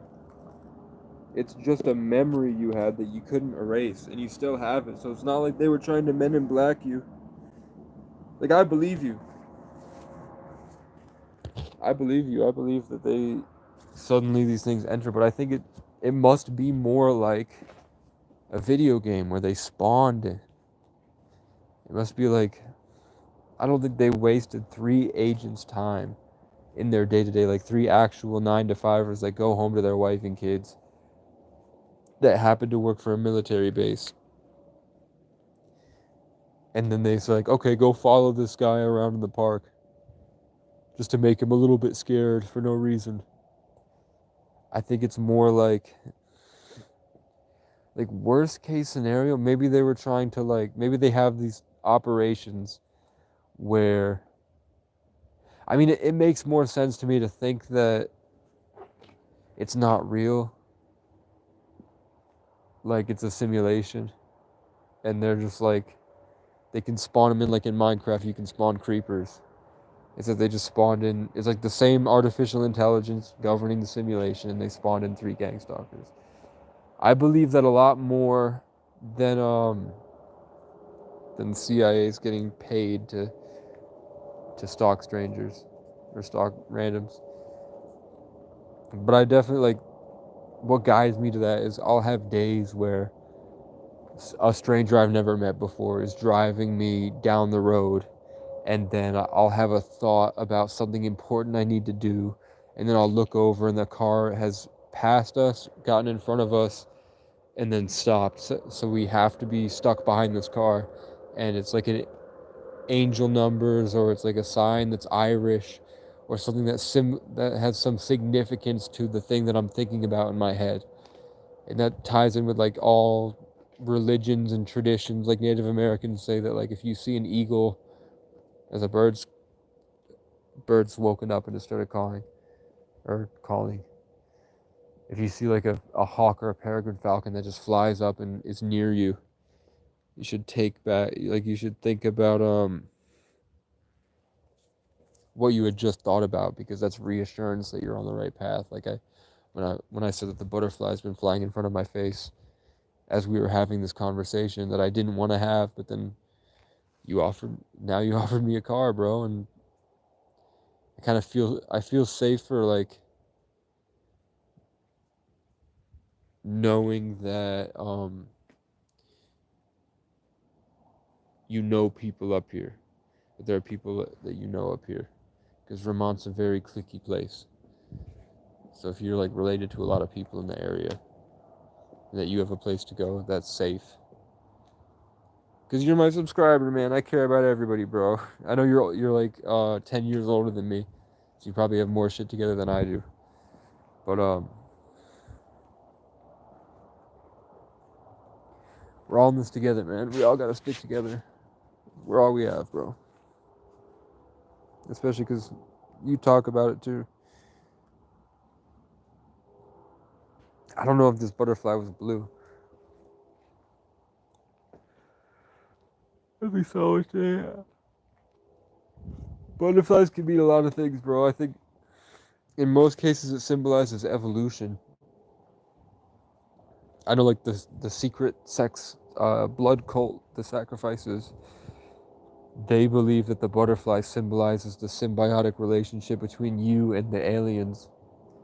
Like when an alien has possessed your spirit and has taken over your body, like Ice Spice in the Super Bowl Satanism, they get them a butterfly tattoo because it symbolizes the transcendence from the caterpillar to the butterfly. You've evolved into the new life form that these monsters have created with us. That's that's the secret Kabbalion symbolism. I definitely today I had a great day in the sun all day. I sat down, or I laid down finally, and I got to a level of peace. And I had this weird realization that I connected to a network where as the crickets started and stopped, I felt like every single being around me was watching me, and it was all like a machine that I was inside. And then I felt like something got like a bird jumped really close to the tent and started like hitting the ground, like patting the ground with its feet while it was slapping to make a lot of noise. And they were like trying to intimidate me a little bit. Like all the different animals just suddenly started up. Like I had infiltrated their network and they were trying to bully me. I remember when I chose to back down, I just suddenly like jolted and I felt empty sense. Like I shifted realities when I could have fought and endured and seen what happens if I keep fighting back, but instead I like shrunk away and then I felt kind of lifeless and then walked up here and started recording the video. So I think there's definitely like a level of I think it's God's will and I think he's judging us. Um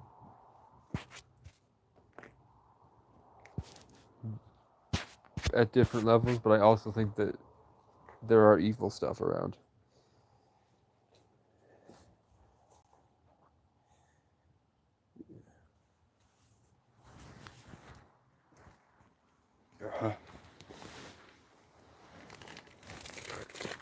I dumped all my info.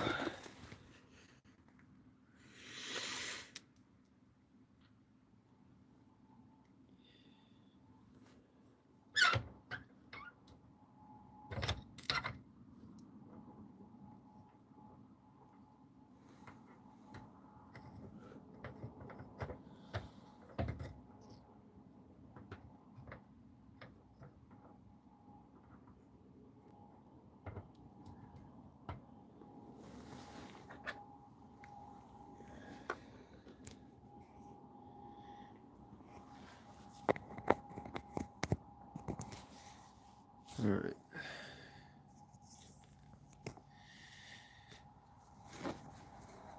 Yeah, I'm here till I charge my phone.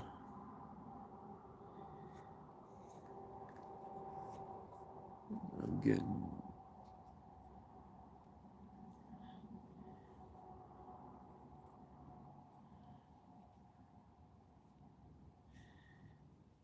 Are you talking about McNeil Cove?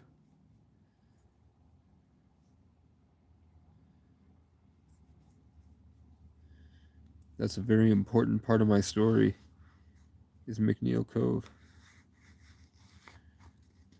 Yeah, yeah, my friend. On my birthday, 2 years ago, I was driving for years, door dashing. So I would always pass roads with the names of my friends, and I'm like, how come there's a Alex Road and a Jacob Road and a Sean Road, but there's never a Casey Road?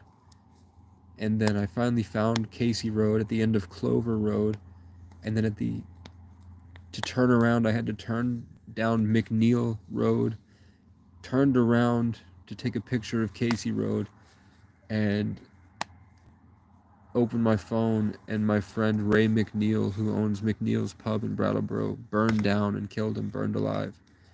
Right when I stepped into McNeil Cove, or McNeil Road, he died. And then I went driving because I was trying to figure out, like, what am I going to do now? And I wound up at McNeil Cove as he passed away fully.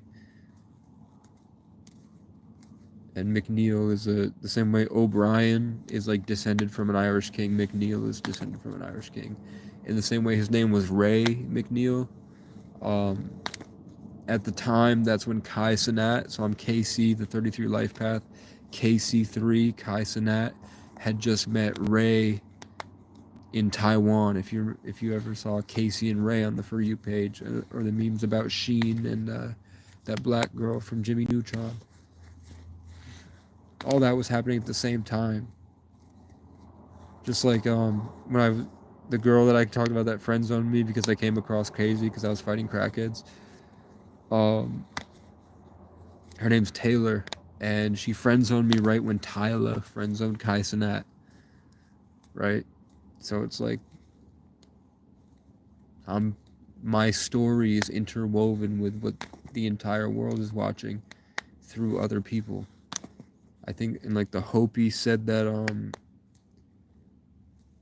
on their little mesa, the Hopi Indians in the Navajo reservation, they say that little group of people work as like a factory to handle and sort out the emotional incomplexity problems that the world is experiencing. They're like a small fraction that deals with big problems in the world together. And I think that my story in Vermont is the same way. Whether it's my universe or not, like I killed myself and I'm in purgatory, and maybe you wound up here too, and we're like vibrating through different levels of reality. Or it's just like God's will, and it was supposed to be this way, and I'm the only one that understands it right now. But I mean, Kai Cenat got overtaken by Queso, while Queso, who goes by Casey,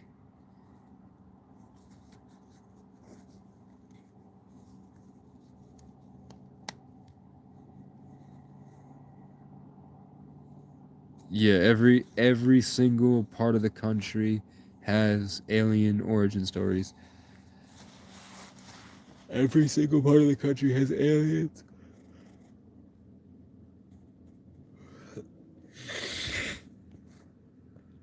I think they spread off and added different aspects of their genes to different part of humans. Like the Hopi prophecy is that the warriors of the rainbow will unite to save the earth. I think that's talking about that whatever made us put different aspects of the universe embedded in the 7 different races and the 7 different continents. Just like there's 7 colors of the rainbow and the 7 seals of Revelation. The birds calling right to left. As all the 7 seals get broken and all the 7 races mixed together, the warriors of the rainbow will be the purest genetic form of the human being once we've reached a singular race. I sound kind of like an alien there, right? I think that's the plan. Yeah. Yeah, and then here's somebody showing up at 3:30 in the morning.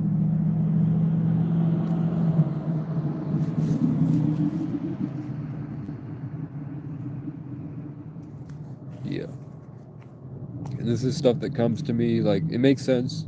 It's stuff that comes to me when I'm out in the woods by myself.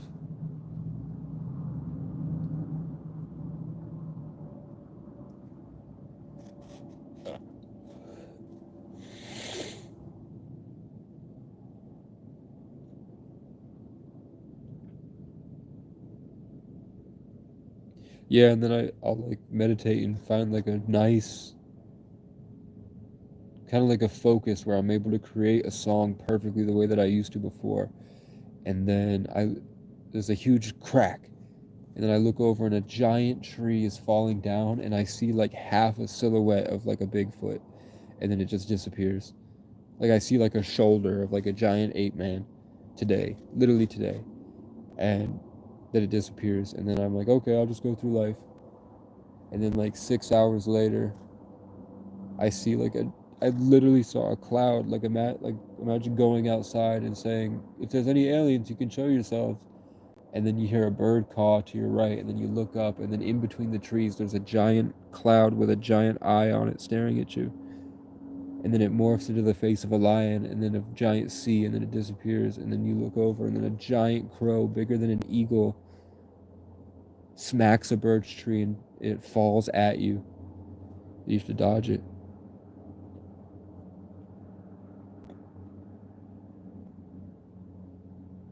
Yeah. Yeah, the Pope is saying that.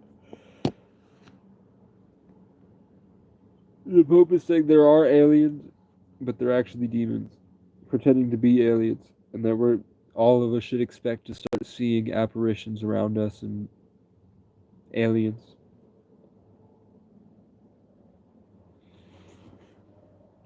Ugh.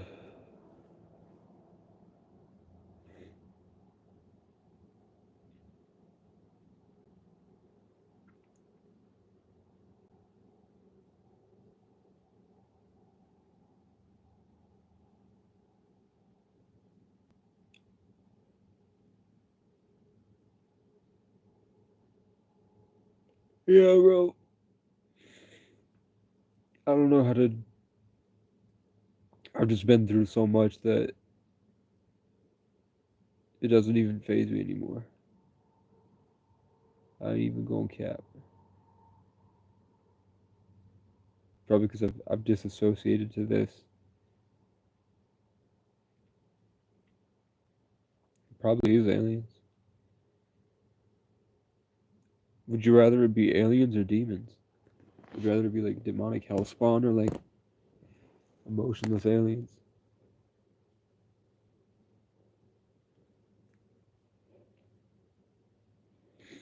Because if it's aliens, there's a good chance that they might have moral values.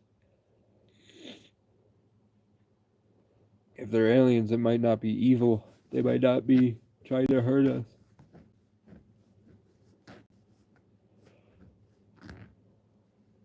Yeah, me too.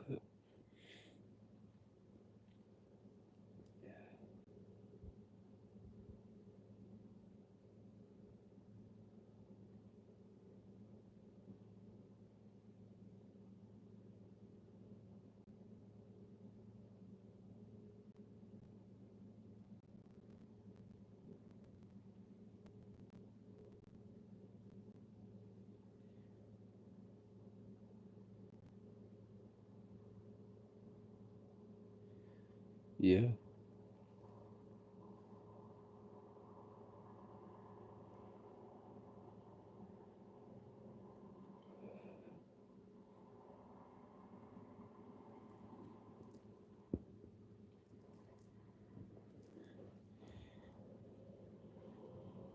Alright.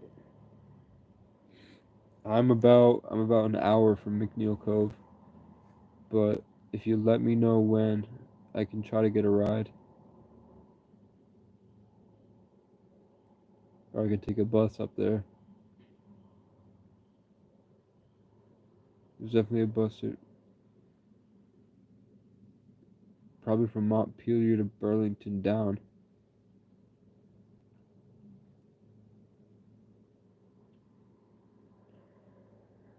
Uh,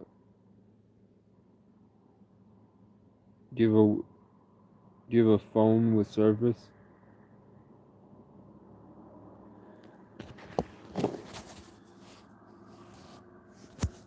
Next time I'm gonna find a way to since February 28th, 2022. And then before that, I traveled around the country 3 or 4 times and slept outside for a couple days and then came home.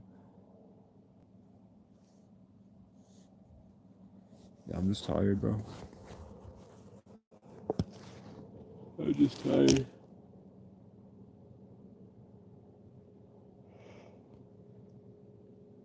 What's your phone number, bro? I'll text you to set it up.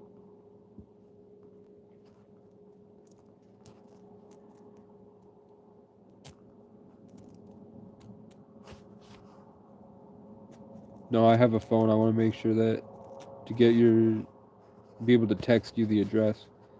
and the time to meet instead of YouTube comments.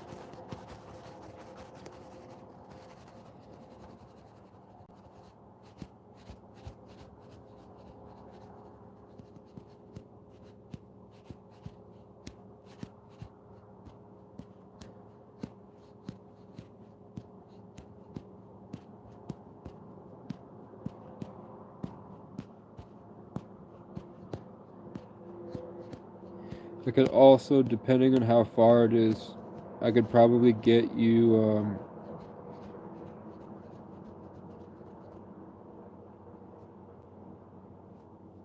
money for gas.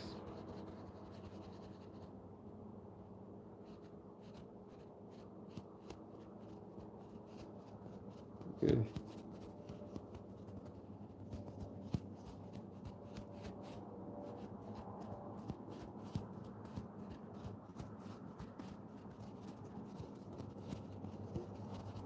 Bro, you don't have service on your phone? Are you sure that you can... One, are you sure this car is good? And two, are you sure you don't need this car? Because I don't want to take it from you if you don't need it. Or if you need it.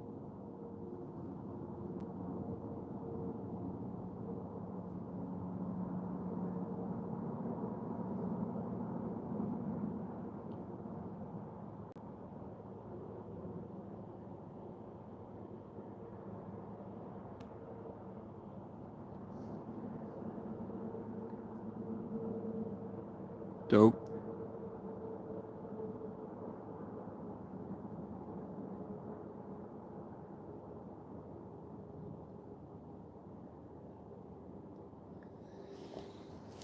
Yeah, I don't know how to beat them. I know they're real. I know that the whole objective is to drive you insane. Like, if you don't have schizophrenia, they want to force you to have permanent schizophrenia forever. Like, I'm not diagnosed schizophrenic. It's just I went through enough of life and I had the right mentors that I had a spiritual breakthrough. And now I can't undo it. And I've seen so much, yeah.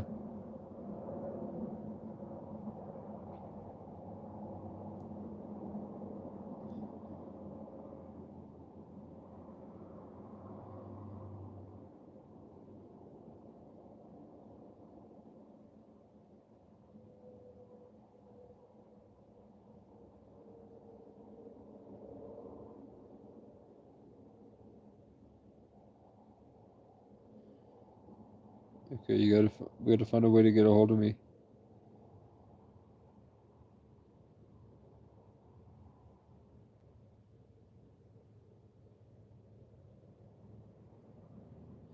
Yeah.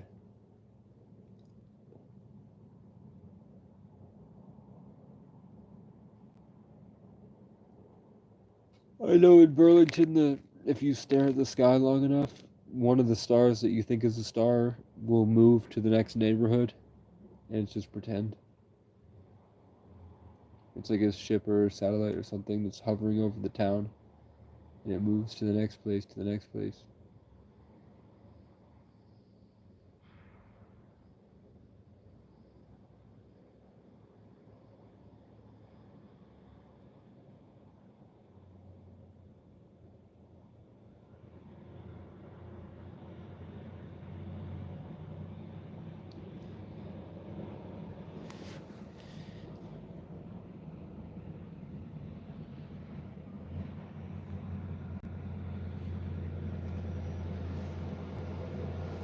Capella.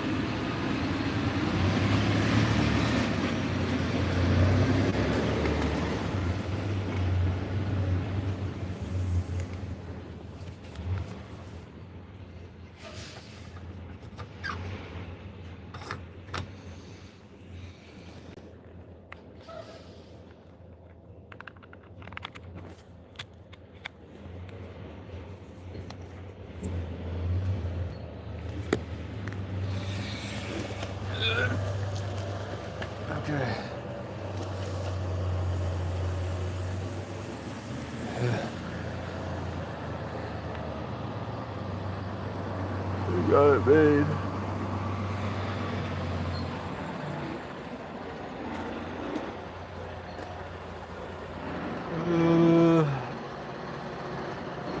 I know.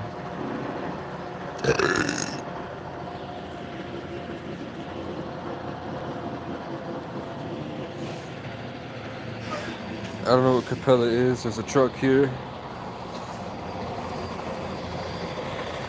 We're trying to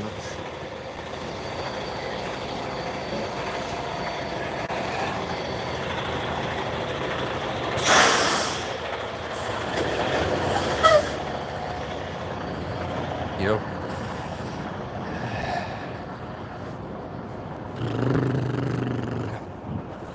Jamaican Jack.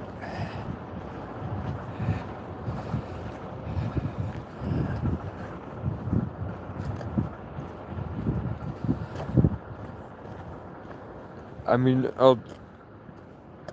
Claudius, because my cousin's name is Claudius. I was talking about my family history, my upbringing, and the symbolism behind it, and how that relates to the story God has made for me.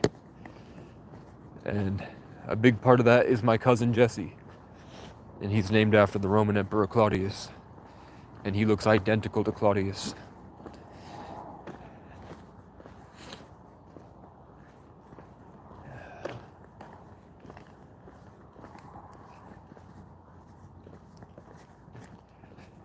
I'm excited, man. I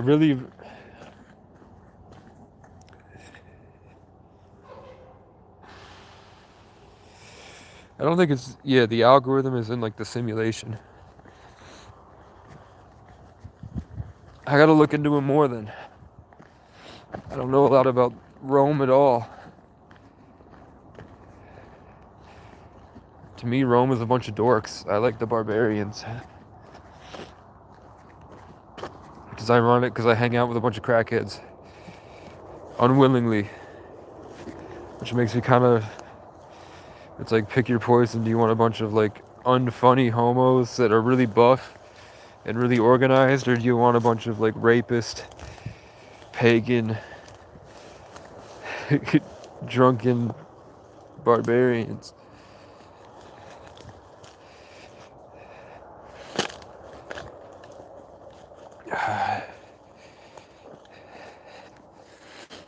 I did low-key fuck up all my relationships, bro.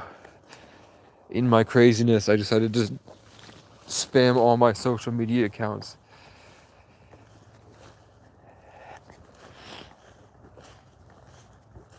And I made a fool of myself. But if I can get a bench press and have it an SUV, bro. An SUV, I could attach a fifth wheel camper to it and move it up here. I'm just trying to get money, get situated to outlast the apocalypse so that I can help people. Because I'm really trying to get people safe for what's coming. I'm trying to get in a position where I can make better content and see more of the world. And then it's ironic it's called an escape because that's what I was praying for, was a way to get out.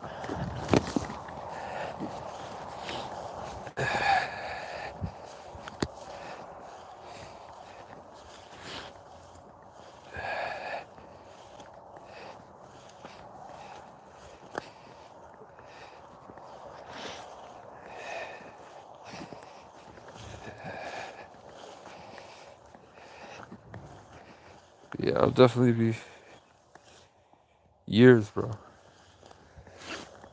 Years, like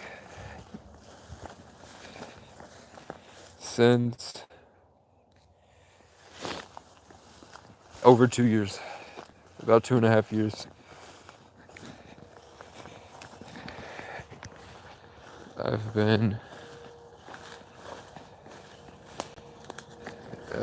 I've had to fight a lot. And it's been an amazing story, bro.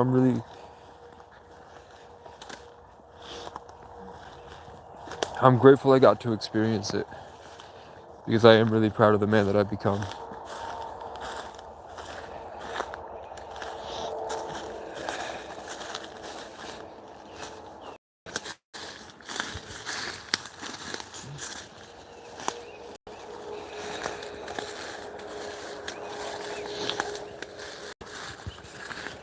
But I will say that regardless of whether it's to keep you trapped in the Matrix, I definitely need some type of medication. I don't think I need like Seroquel, like something for schizophrenics that dilutes you out of your mind and make you fat. But like maybe an antidepressant, and thyroid medication, because I have a bad thyroid.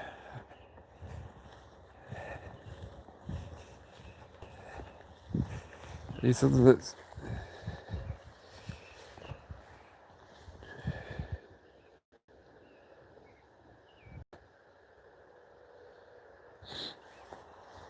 dude, if I get enough subscribers and followers, like if my content helps a lot of people, I'm totally down to go on like hikes. I definitely don't. I'm not mentally in a space for anything other than just like working out and getting a dog and sitting by the lake, bro. Like I would look. The only thing I feel like I'm good for, if I'm really like, I think I'm crazy enough that if I got a bunch of people together, we could make some shit happen. Like work out and storm the castle and build a compound and work out every day and start making content and jewelry and art. But for the most part, I'm just trying to escape. I'm trying to get to a place I can help others and finish my art. Because I want a girlfriend, bro. I've been out here years and I've seen so many horrible people and I've dated horrible people, bro. I'm ready to get buff and start experiencing higher quality women instead of hiding in a cave.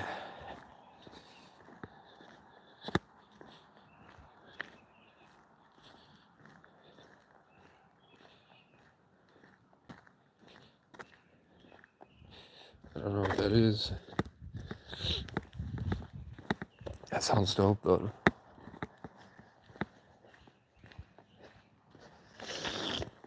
I'd do that as long as it's. I don't know, I'm tired of rituals. Everything in life's a ritual.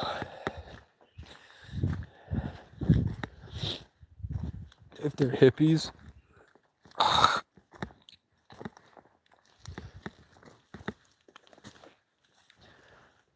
night vision goggles. All right.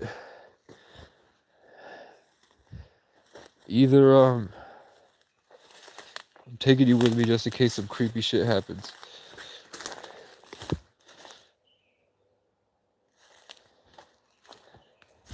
Because I did just reveal some like universe bending secrets. But it's okay. I'm safe, I'm protected, and I'm blessed.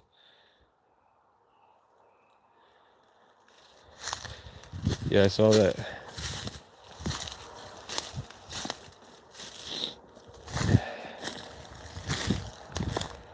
Why did you keep asking me if I was being followed or being watched?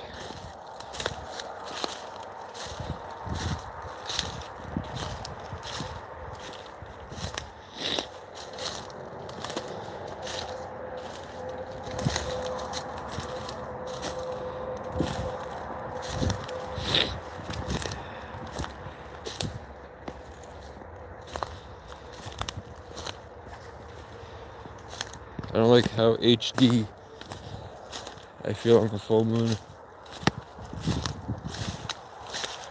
Everything feels a little too real, man. All right.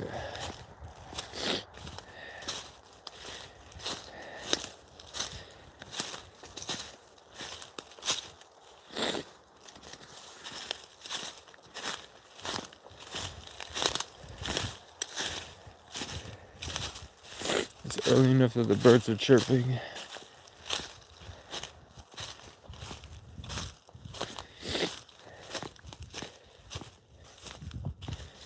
I don't think I could have ever done this like 2 years ago.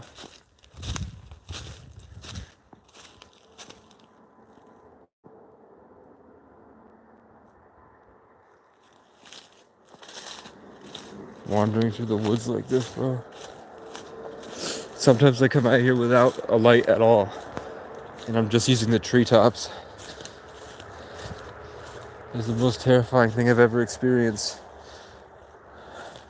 What's even more terrifying is that my rake that I use, I swear to God, bro, the rake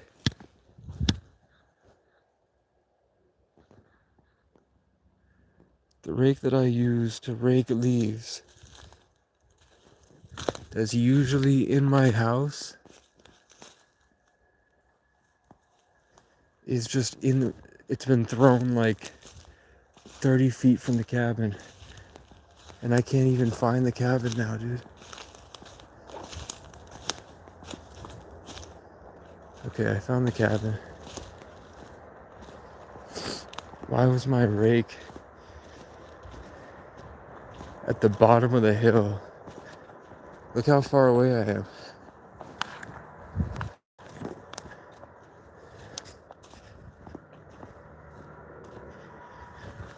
Oh shit, I don't like this.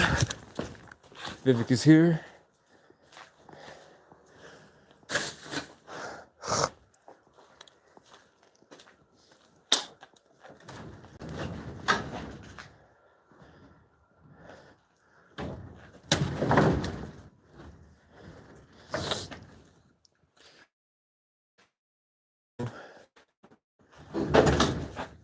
I'm hoping that I carried the rake, and I'm the one that left it there. If not, something left my rake at the entrance to the forest, knowing I would walk up this way, and literally put it as a sort of like, get out of here.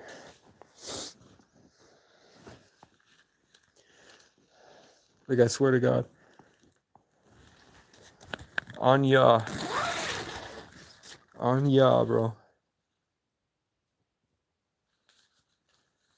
And it's never this quiet. The whole air is still, bro.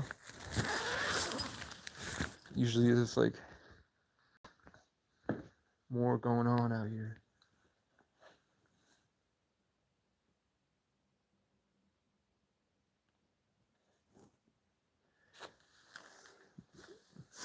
I hope it was me. But yeah, I can.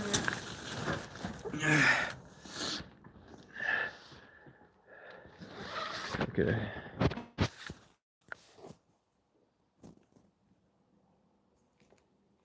Yeah, it's usually not this quiet, bro. It's weird. It's full moon energy. It's full moon energy out here, bro.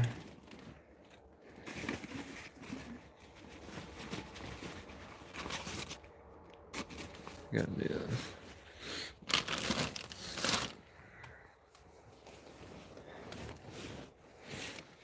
It's not safe. It's definitely not safe out here.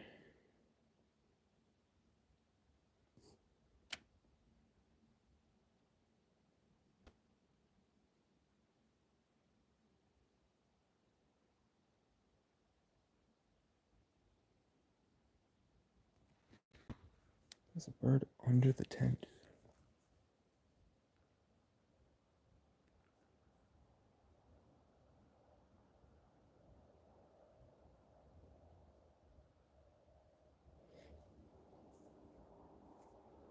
think we're good. If it was 3 o'clock, I would be panicking, but it's 4.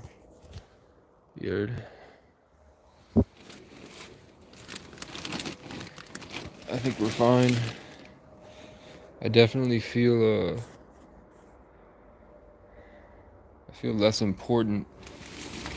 Like the things I was holding in my mind, I was kind of deluding myself with. I feel kind of silly now. That could just be. That could be because Sagittarius full moon isn't as emotionally intense as like a Cancer full moon.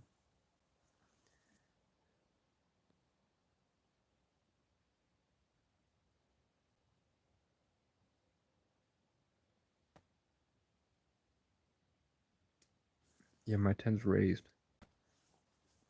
I raised my 10 up on a big platform.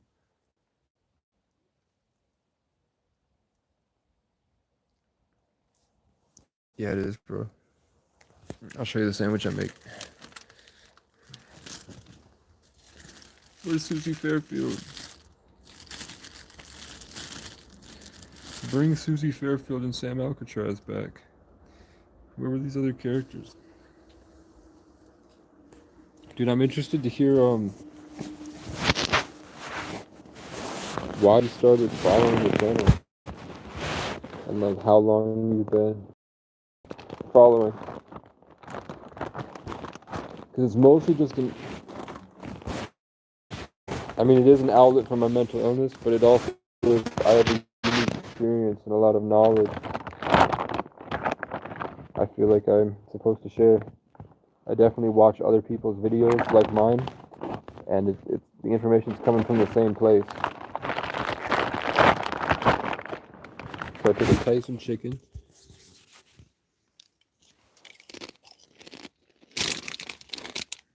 Cool Ranch chips.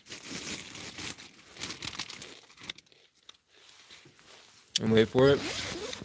Ah, shut up, people.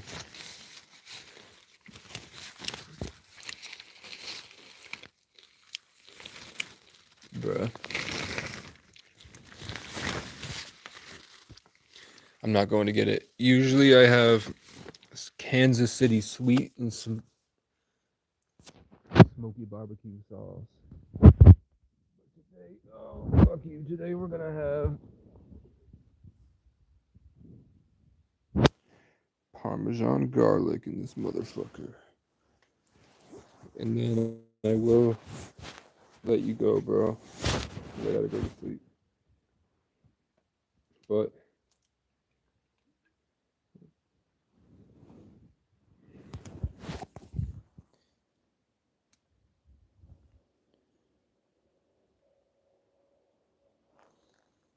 I think it's good.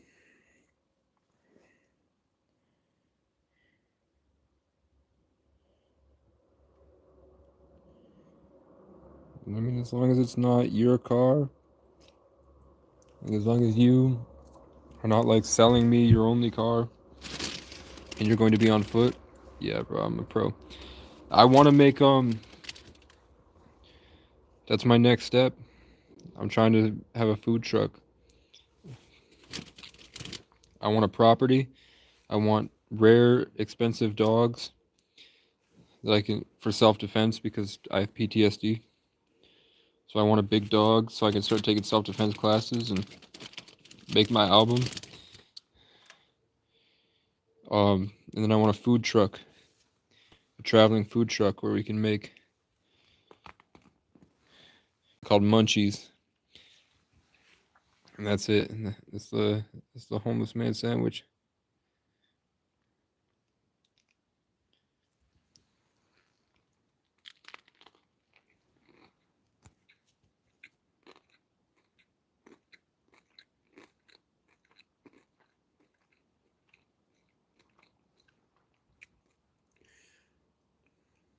Okay. I feel bad taking a car, like the last car that was given to me for free. It made my life. Like I was able to see my father on his birthday. I was able to travel around Vermont. I met tons of people in different small towns, and I inspired them to make music, and I performed songs, and I did a lot.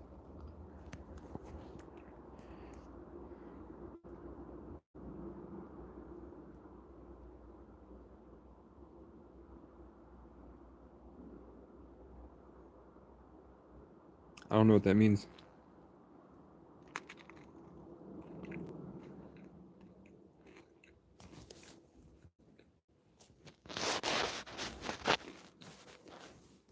What does? Yeah. All right. As long as that's what you were doing, I got you.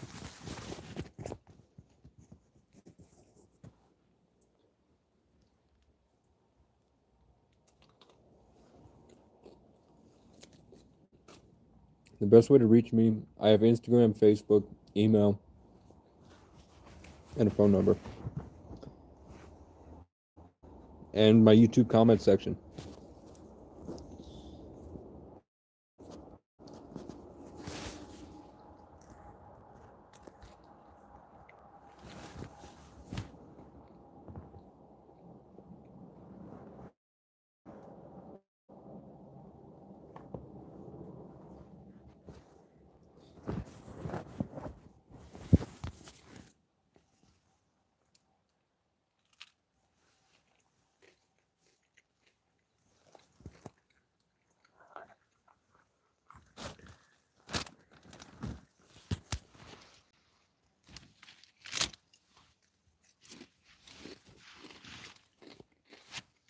I'm looking for my charger.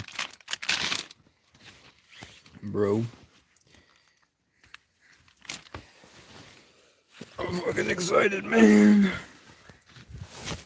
It's always bittersweet because you never want to see the... You get so invested and you start making progress.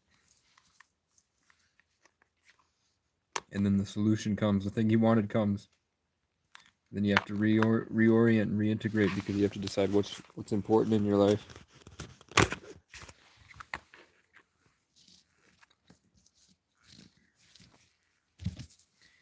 It's always the mission, man. Always the mission. Mission and family.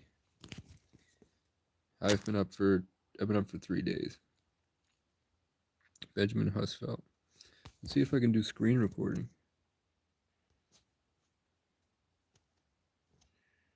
I could just open Facebook and have you find it, bro. Okay. What's your profile picture look like? And then I'll sign off and find you, bro. You've been immortalized. You've been immortalized on YouTube, bro. For as long as my story goes. The interweaving of what I feel is a very important story in the universe.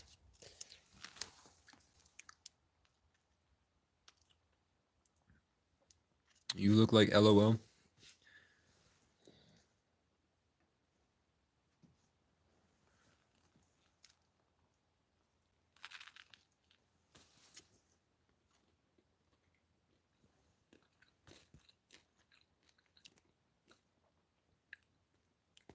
For what?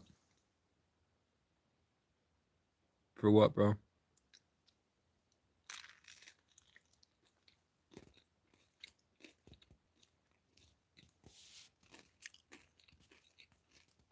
I don't know what that means.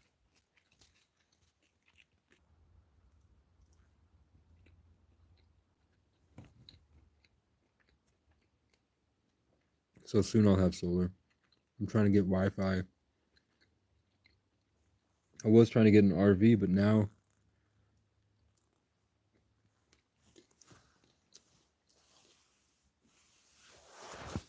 this might be better. I don't know what the fuck grabbed my rake. Something 100% moved my rake to the edge of the forest. It was like a stop raking.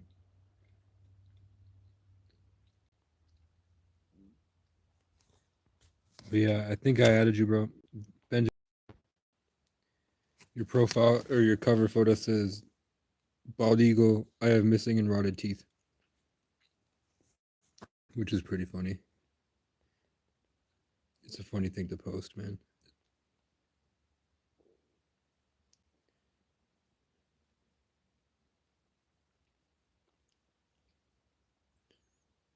But yeah, bro. In the future, I'm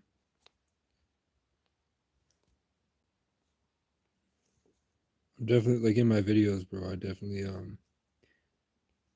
I'm gonna be working out a lot every day. So if you need motivation, if you like trying to put yourself on a better trajectory in life, that's what I do. I'm just trying to get myself better. So and hopefully I can get other people better in the process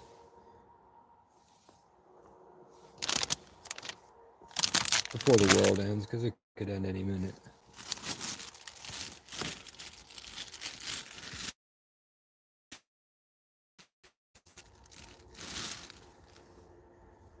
I post crazy shit, dude. That was funny. I post crazy stuff, like kind of talking down at my friends. I'm like edging them to see if they'll fucking delete me.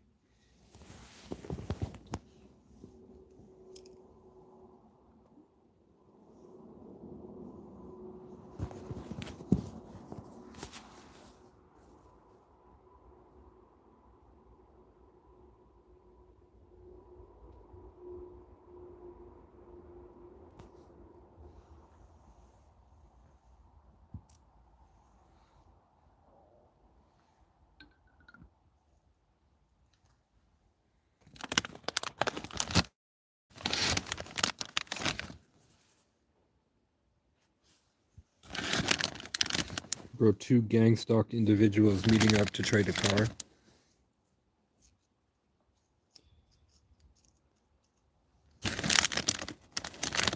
It's gonna be like a festival of unmarked vans.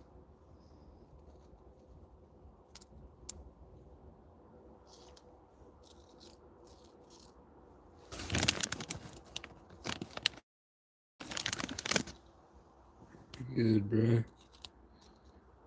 I'm gonna go to sleep. I said, I said if two gang stalked individuals getting together to trade a car, we're gonna have like 6 different vans waiting for us.